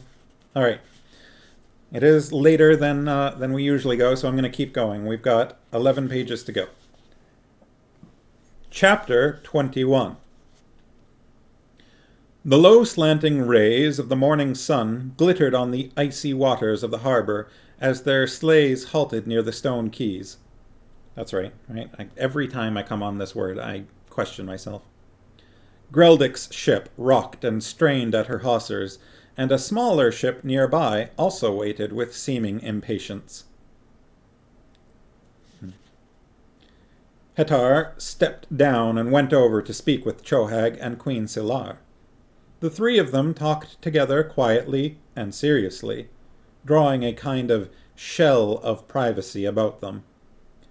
Queen Islena had partially regained her composure, and sat in her sleigh, straight-backed, and with a fixed smile on her face. After Anheg had gone to speak with Mr. Wolf, Aunt Pole crossed the icy wharf and stopped near the sleigh of the Queen of Cherrick. If I were you, Islena, she said firmly, I'd find another hobby. Your gifts in the arts of sorcery are limited, and it's a dangerous area for dabbling. Too many things can go wrong if you don't know what you're doing. The Queen stared at her mutely. Oh, Aunt Pole said, one other thing. It would be best, I think, if you broke off your connections with the bear cult. It's hardly proper for a queen to have dealings with her husband's political enemies. Islena's eyes widened. Does Anheg know? She asked in a stricken voice. I wouldn't be surprised, Aunt Pole said. He's much more clever than he looks, you know. You're walking very close to the edge of treason. You ought to have a few babies. They'd give you something useful to do with your time and keep you out of trouble. That's only a suggestion, of course, but you might think it over. I've enjoyed our visit, dear. Thank you for your hospitality. And with that, she turned and walked away. Silk whistled softly. That explains a few things, he said. Explains what? Garion asked. The High Priest of Balar's been dabbling in Cherek politics lately. He's obviously gone a bit further than I'd thought in penetrating the palace. The Queen? Garion asked, startled. Islena's obsessed with the idea of magic, Silk said. The bear cultists dabble in certain kinds of rituals that might look sort of mystical to someone as gullible as she is. He looked quickly toward where King Rodar was speaking with the other kings and Mr. Wolf. Then he drew in a deep breath. Let's go talk to Peren, he said, and led the way across the wharf to where the tiny blonde Queen of Drasnia stood looking out at the icy sea.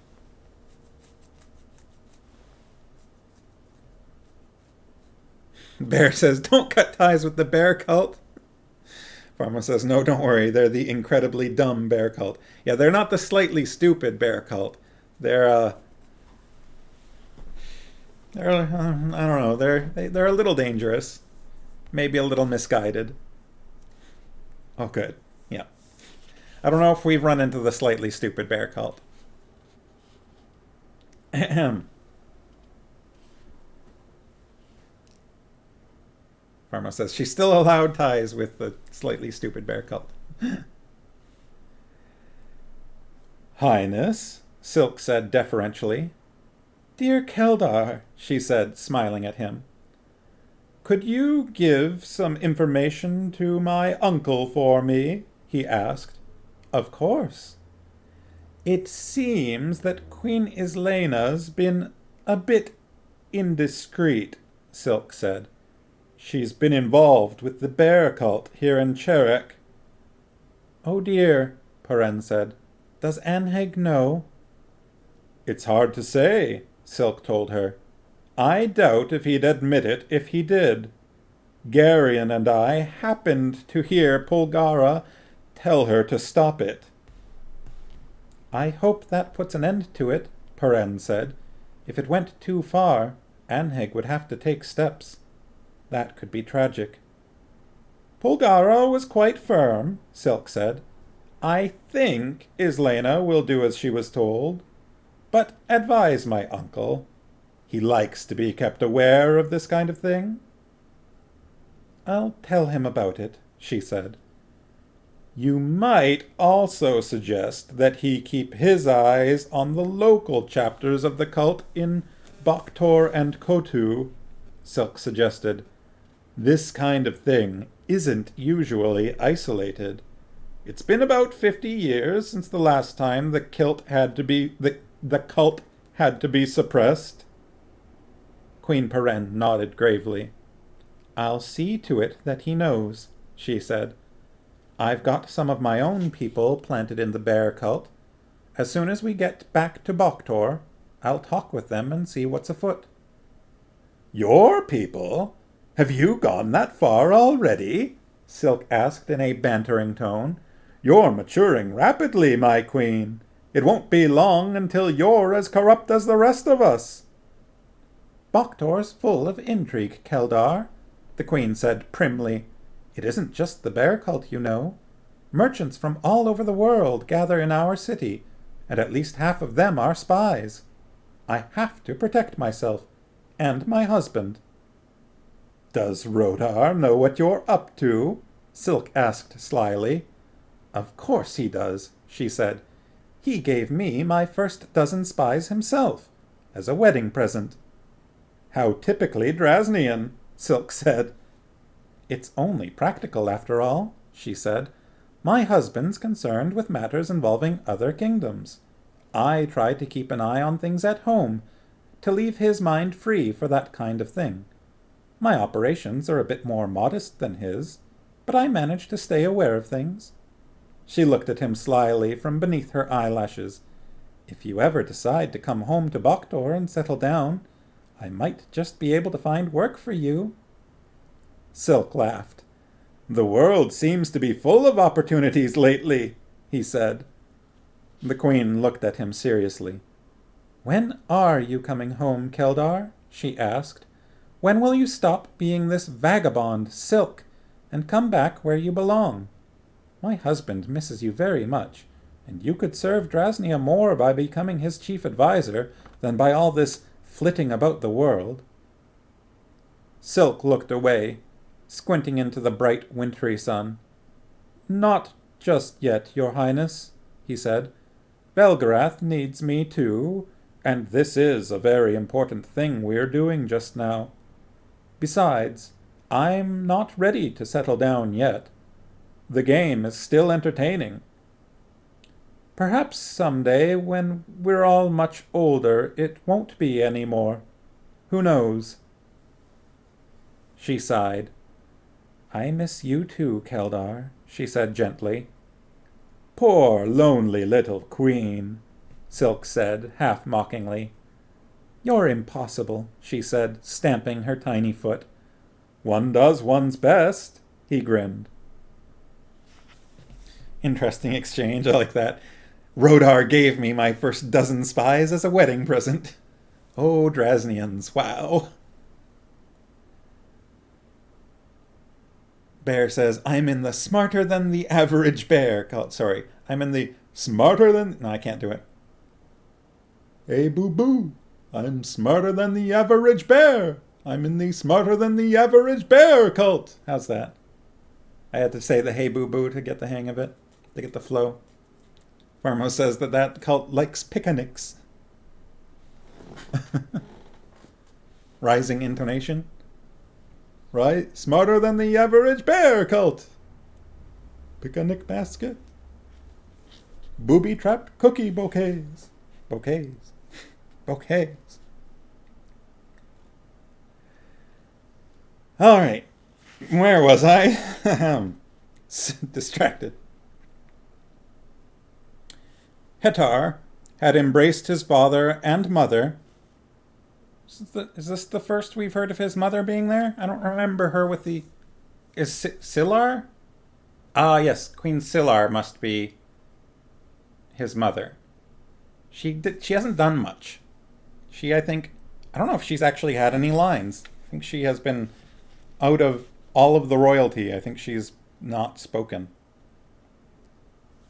Farmo says she's been very quiet. She might have even been described as being quiet.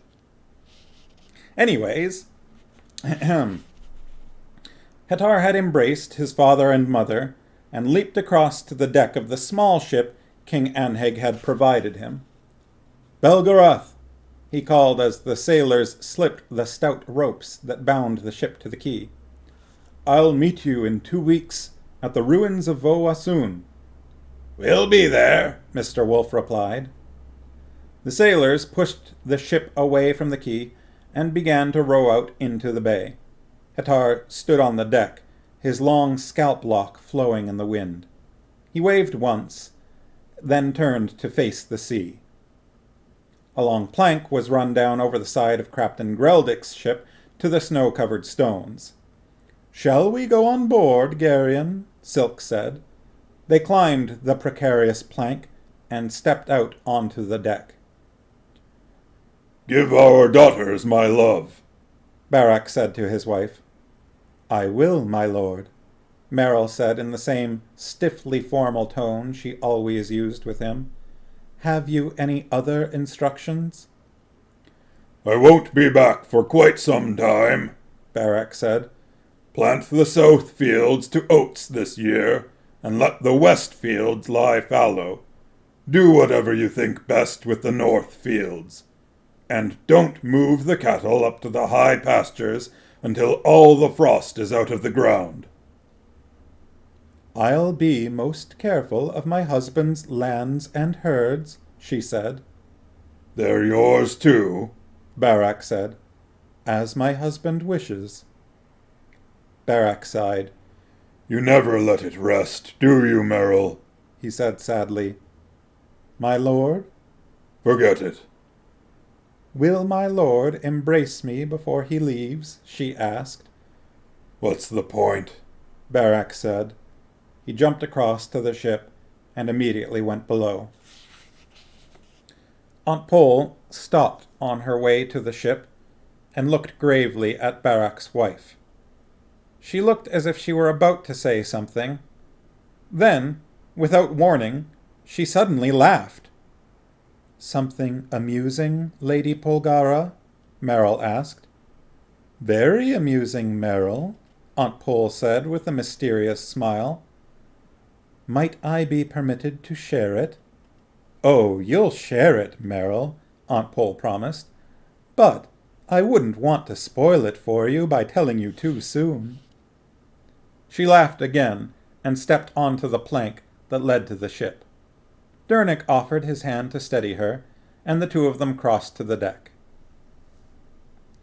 Mr. Wolfe clasped hands with each of the kings in turn, and then nimbly crossed to the ship. He stood for a moment on the deck, looking at the ancient, snow-shrouded city of Val Alorn, and the towering mountains of Cherrick rising behind. Farewell, Belgarath, King Anheg called. Mr. Wolfe nodded. Don't forget about the minstrels, he said.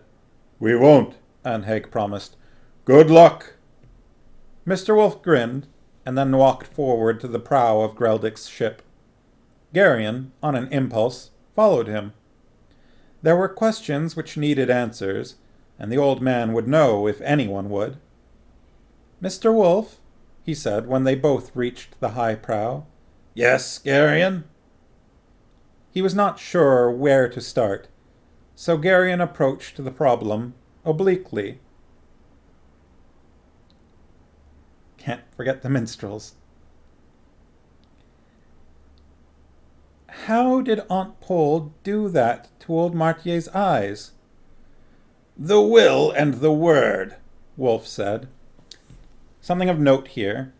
Anytime they mention the will and the word, those two words, will and word, are both start with a capital letter, capital W on each of them.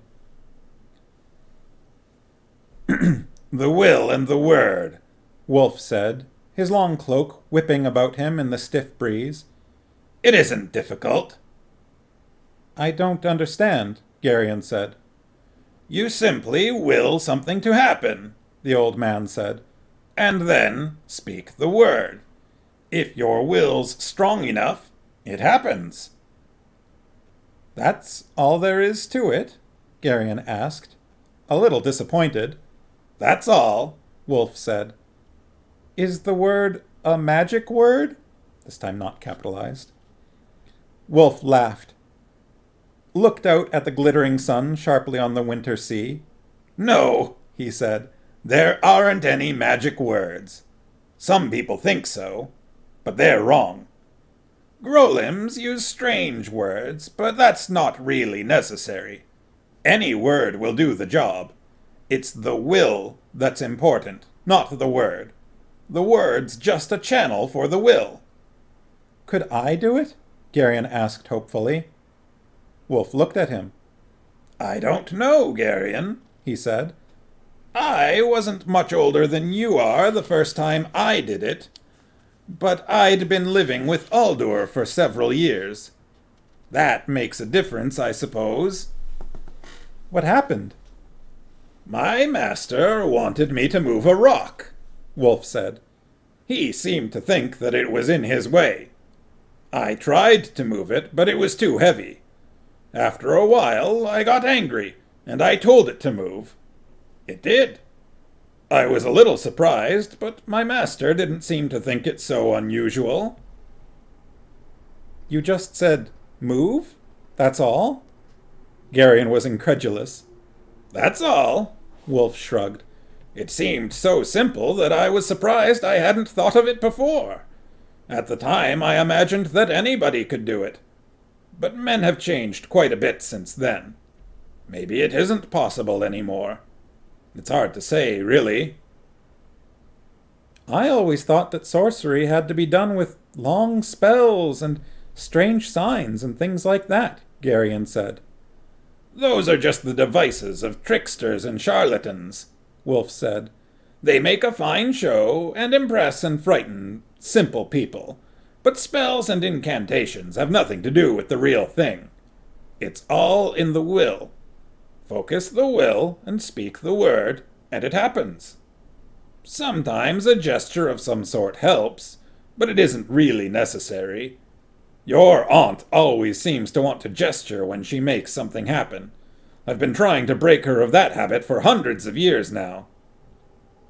Garion blinked. Hundreds of years? He gasped. How old is she? Older than she looks, Wolf said. It isn't polite to ask questions about a lady's age, however. Garion felt a sudden, shocking emptiness. The worst of his fears had just been confirmed. Then, she isn't really my aunt, is she? He asked sickly. What makes you say that? Wolf asked. She couldn't be, could she? I always thought that she was my father's sister, but if she's hundreds and thousands of years old, it'd be impossible. You're much too fond of that word, Garion, Wolf said. When you get right down to it, nothing, or at least very little, is actually impossible. How could she be? My aunt, I mean. All right, Wolf said. Polgara was not, strictly speaking, your father's sister. Her relationship to him is quite a bit more complex. She was the sister of his grandmother, his ultimate grandmother, if there is such a term, and of yours as well, of course. Then she'd be my great-aunt, Garion said with a faint spark of hope. It was something, at least. I don't know that I'd use that precise term around her, Wolf grinned. She might take offense. Why are you so concerned about all of this? I was afraid that maybe she'd just said that she was my aunt, and that there wasn't really any connection between us at all, Garion said. I've been afraid of that for quite a while now. Why were you afraid? It's kind of hard to explain, Garion said. You see, I don't really know who I am or what I am. Silk says I'm not a Cendar, and Barak says I sort of look like a Revan, but not exactly. I always thought I was a Cendar, like Dernick, but I guess I'm not. I don't know anything about my parents, or where they came from, or anything like that. If Aunt Pole isn't related to me, then I don't have anybody in the world at all. I'm all alone, and that's a very bad thing. But now it's all right, isn't it? Wolf said. Your aunt is really your aunt. At least, your blood and hers are the same. I'm glad you told me, Garion said. I've been worried about it. Greldick's sailors untied the hawsers and began to push the ship away from the quay. Mr. Wolf? Garion said, as a strange thought occurred to him. Yes, Garion? Aunt Pole really is my aunt, or my great-aunt, Yes. and she's your daughter? I have to admit that she is, Wolf said wryly. I try to forget that sometimes, but I can't really deny it. Garion took a deep breath and plunged directly into it. If she's my aunt, and you're her father, he said, wouldn't that sort of make you my grandfather? Wolf looked at him with a startled expression. Why, yes, he said, laughing suddenly. I suppose that in a way it does. I'd never thought of it exactly like that before. Garion's eyes suddenly filled with tears, and he impulsively embraced the old man. Grandfather, he said, trying the word out. Well, well, Wolf said, his voice strangely thick. What a remarkable discovery. Awkwardly, he patted Garion's shoulder. They were both a little embarrassed by Garion's sudden display of affection, and they stood silently, watching as Greldic sailors rowed the ship out into the harbor. Well, I need to catch up on chat after that.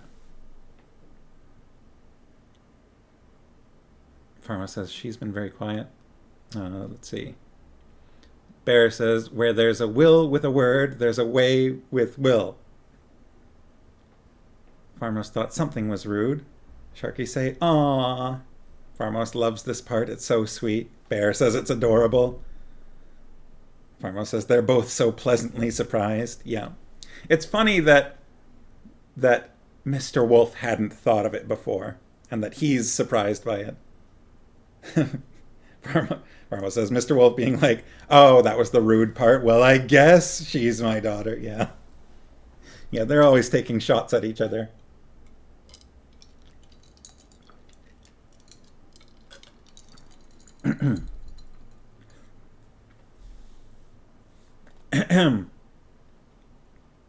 Grandfather, Garion said after a while. Yes? What really happened to my mother and father? I mean, how did they die? Wolf's face became very bleak. There was a fire, he said shortly. A fire, Garion said weakly, his imagination lurching back from that awful thought of the unspeakable pain. How did it happen? It's not very pleasant, Wolf said grimly. Are you really sure you want to know? I have to, Grandfather, Garion said quietly. I have to know everything I can about them. I don't know why, but it's very important. Mr. Wolf sighed. Yes, Garion, he said. I guess it would be at that. All right, then. If you're old enough to ask the questions, you're old enough to hear the answers. He sat down on a sheltered bench out of the chilly wind. Come over here and sit down. He patted the bench beside him. Garion sat down and pulled his cloak around him. Let's see, Wolf said, scratching thoughtfully at his beard. Where do we start? He pondered for a moment. Your family's very old, Garion, he said finally. And, like so many old families, it has a certain number of enemies. Enemies? Garion was startled. That particular idea hadn't occurred to him before. It's not uncommon, Wolf said. When we do something someone else doesn't like, they tend to hate us. The hatred builds up over the years until it turns into something almost like a religion. They hate not only us, but everything connected with us. Anyway, a long time ago, your family's enemies became so dangerous that your aunt and I decided that the only way we could protect the family was to hide it. You aren't telling me everything, Garion said. No, Wolf said blandly. I'm not. I'm telling you as much as it's safe for you to know for right now. If you knew certain things, you'd act differently, and people would notice that. It's safer if you stay ordinary for a while longer. You mean ignorant, Garion accused. All right, ignorant then. Do you want to hear the story, or do you want to argue? I'm sorry, Garion said. It's all right, Wolf said, patting Garion's shoulder. Since your aunt and I are related to your family in a rather special way, we were naturally interested in your safety. That's why we hid your people. Can you actually hide a whole family? Garion asked. It's never been that big a family, Wolf said. It seems, for one reason or another, to be a single unbroken line. No cousins or uncles or that kind of thing. It's not all that hard to hide a man and wife with a single child. We've been doing it for hundreds of years now. We've hidden them in Tolnedra, Riva, Cherek, Drasnia, all kinds of places. They've lived simple lives, artisans mostly, sometimes ordinary peasants. The kind of people nobody would ever look at twice. Anyway, everything had gone well until about 20 years ago. We moved your father, Garion, from a place in Arendia to a little village in eastern Sandaria, about 60 leagues southeast of Dareen, up in the mountains. Garion was a stonecutter. Didn't I tell you that once before? Garion nodded. A long time ago, he said. You said you liked him and you used to visit him once in a while. Was my mother a Sendar then?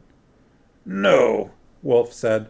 Ildera was an Algar, actually, the second daughter of a clan chief. Your aunt and I introduced her to Garion when they were about the right age. The usual sort of thing happened, and they got married. You were born a year or so afterward. Garion's mother was an Algar. How about that? When was the fire? Garion asked. I'm getting to that, Wolf said. One of the enemies of your family had been looking for your people for a long time. How long? Hundreds of years, actually.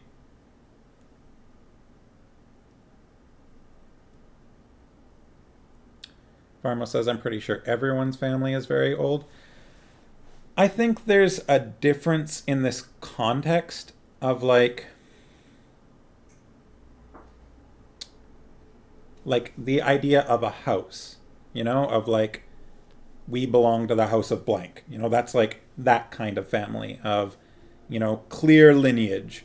And that's what Wolf's talking about. Like, you can trace this family back easily. Whereas, like, yes, my ancestors go back as far back as anybody else's, but I don't know anything about them, and I'm not necessarily that connected to that family. So I think it's maybe a little bit about that, like, link and being able to trace the lineage and maybe having certain things in common. I'm not sure. Farmos was just being trollish. Oh, okay. Sharkies, the usual sort of thing happened. Unconventional birds and bees talk. Sharkies say there's a difference between everyone having ancestors and having a traceable family. Yeah. Okay. So, the enemy had been looking for them for hundreds of years. That means that he was a sorcerer too, doesn't it? Garion asked. I mean, only sorcerers live for that long, don't they? He has certain capabilities along those lines, Wolf admitted. Sorcerer is a misleading term, though. It's not the sort of thing we actually call ourselves. Other people do, but we don't exactly think of it that way. It's a convenient term for people who don't really understand what it's all about. Anyway, Your aunt and I happened to be away when this enemy finally tracked down Garion and Ildera. He came to their house very early one morning while they were still sleeping, and he sealed up the doors and windows, and then he set it on fire. I thought you said the house was made of stone. It was, Wolf said. but you can make stone burn if you really want to. The fire just has to be hotter, that's all. Garion and Ildera knew that there was no way they could get out of the burning house, but Garion managed to knock one of the stones out of the wall, and Ildera pushed you out through the hole. The one who had set the fire was waiting for that. He picked you up and started out of the village. We could never be exactly sure what he had in mind. Either he was going to kill you, or maybe he was going to keep you for some reason of his own. At any rate, that's when I got there. I put out the fire, but Garion and Ildera were already dead. Then I went after the one who'd stolen you. Did you kill him? Garion demanded fiercely. I try not to do that any more than I have to, Wolf said. It disrupts the natural course of events too much. I had some other ideas at the time, much more unpleasant than killing. His eyes were icy. As it turns out, though, I never got the chance. He threw you at me. You were only a baby, and I had to try to catch you. It gave him some time to get away. I left you with Polgara, and then I went looking for your enemy. I haven't been able to find him yet, though. I'm glad you haven't, Garion said. Wolf looked a little surprised at that. When I get older, I'm going to find him, Garion said. I think I ought to be the one who pays him back for what he did, don't you? Wolf looked at him gravely. It could be dangerous, he said. I don't care. What's his name? I think that maybe I'd better wait a while before I tell you that, Wolf said. I don't want you jumping into something before you're ready. But you will tell me? When the time comes. It's very important, Grandfather. Yes, Wolf said. I can see that. Do you promise? If you insist, and if you don't, I'm sure your aunt will. She feels the same way you do. Don't you? I'm much older, Wolf said. I see things a little differently. I'm not that old yet, Garion said. I won't be able to do the kinds of things you'd do, so I'll have to settle for just killing him. Wow, Garion. He stood up and began to pace back and forth, a rage boiling in him. I don't suppose I'll be able to talk you out of this, Wolf said, but I really think you're going to feel differently about it after it's over. Not very likely, Garion said, still pacing. We'll see, Wolf said. Thank you for telling me, Grandfather, Garion said. You'd have found out sooner or later anyway, the old man said. And it's better than I tell you than for you to get a distorted account from somebody else. You mean Aunt Pole? Polgara wouldn't deliberately lie to you, Wolf said, but she sees things in a much more personal way than I do. Sometimes that colors her perceptions. I try to take the long view of things. He laughed rather wryly. I suppose that's the only view I could take, under the circumstances. Garion looked at the old man, whose white hair and beard seemed somehow luminous in the morning sun. What's it like to live forever, Grandfather? He asked. I don't know, Wolf said. I haven't lived forever. You know what I mean. The quality of life isn't much different, Wolf said. We all live as long as we need to. It just happened that I have something to do that's taken a very long time. He stood up abruptly. This conversation's taken a gloomy turn, he said. This thing that we're doing is very important, isn't it, Grandfather? Garion asked. It's the most important thing in the world right now, Wolf said. I'm afraid I'm not going to be very much help, Garion said. Wolf looked at him gravely for a moment, and then put one arm around his shoulders. I think you may be surprised about that before it's all over, Garion, he said. And then they turned and looked out over the prow of the ship at the snowy coast of Cherak sliding by on their right, as the sailors rowed the ship south toward Kamar and whatever lay beyond. Now there's this next line on the following page, because that's the end of the book, and the next line says, "Here ends Book 1 of the Belgariad." And then it says a little thing about the next book, which I'm not sure if I should read out loud, because if you're reading this book, you're going to read this. But it's also kind of a spoiler, so I don't know. I've always felt a little conflicted about this one phrase on this page. It's very short, it's just that big. I don't know if the Sharkies have read it themselves yet. So what does everyone think? Should I read that out loud? Again, if you're reading this book normally, that line's there. Mrs. hasn't. Let's see what's happening here. I missed some lines and it doesn't want to scroll up on that side. We were talking about ancestors in a traceable family. Sharkies say, for example, Mr. Sharky is a traceable descendant of Charlemagne. Marmo says, really, huh? Sharkies say, but as I often say, everyone of European descent is one scullery made away from royalty. Marmo says, 7 degrees of Kevin Bacon. Sharkies say, exactly. And then Bear says, 8 degrees of King Henry VIII. Sharkies say, if I finally found out a life had been intentionally stolen from me and my parents, I might be that angry too. Yes. Garion is very angry here and very serious, and he's just threatened to go and kill someone. Not threatened, declared that he's going to. But he's threatened to go and kill his parents' murderer. So, is it that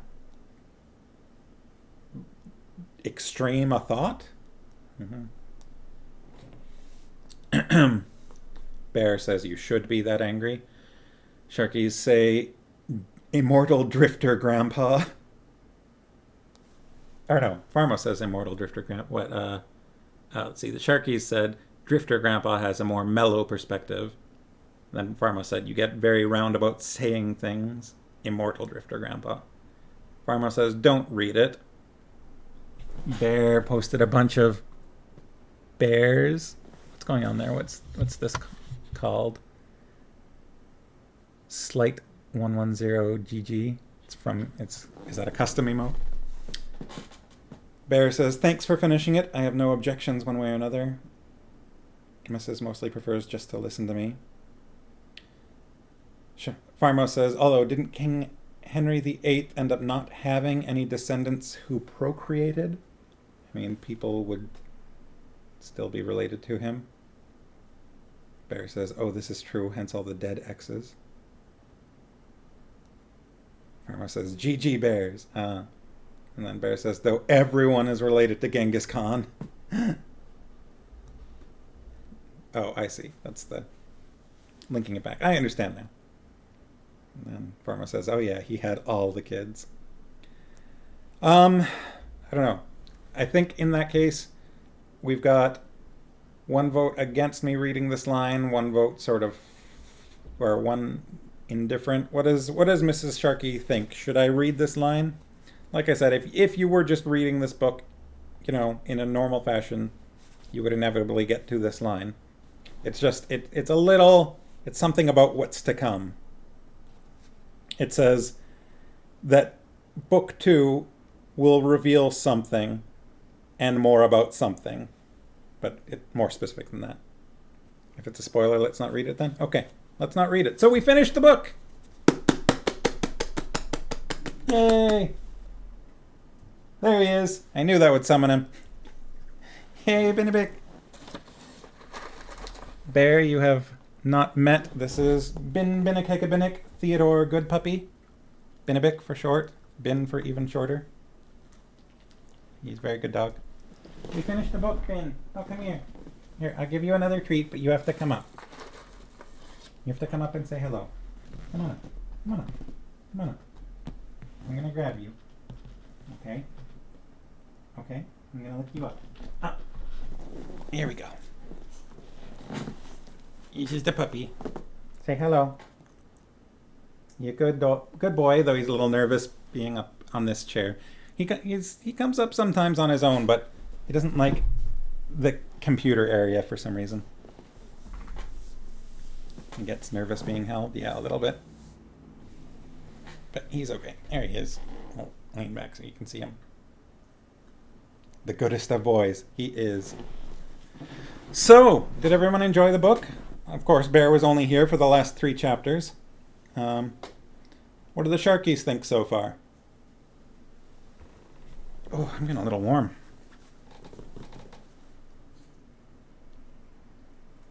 I know Farmos likes this book, and of course I do. Farmos says, if you want to hear the rest of this book, I've got a YouTube channel with the same name, Sleet Reads. Do I read him Clifford the Big Red Dog stories? I don't own any Clifford the Big Red Dog books. I read them when I was quite young. You thoroughly enjoyed what you heard?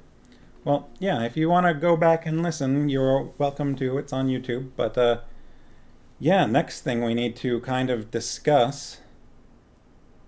Sharkies enjoyed the book quite a lot, but still a little upset that they didn't ask Belgarath the time.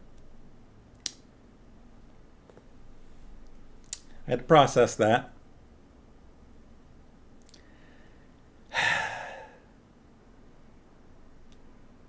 What time is it, Mr. Wolf?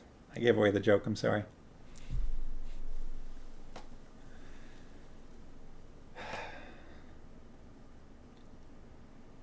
So, it's Friday. It is later than we usually go. It's 9:23. Geez, it's like an hour later than we usually, well, more or less later than we usually go. So why don't next Wednesday, why don't we do a quick overview of some of the options we have available, and we'll try to get the vote done faster than we normally do, because normally we take quite a while, but we've done it a couple times at this point. This is our 3rd book that we've finished.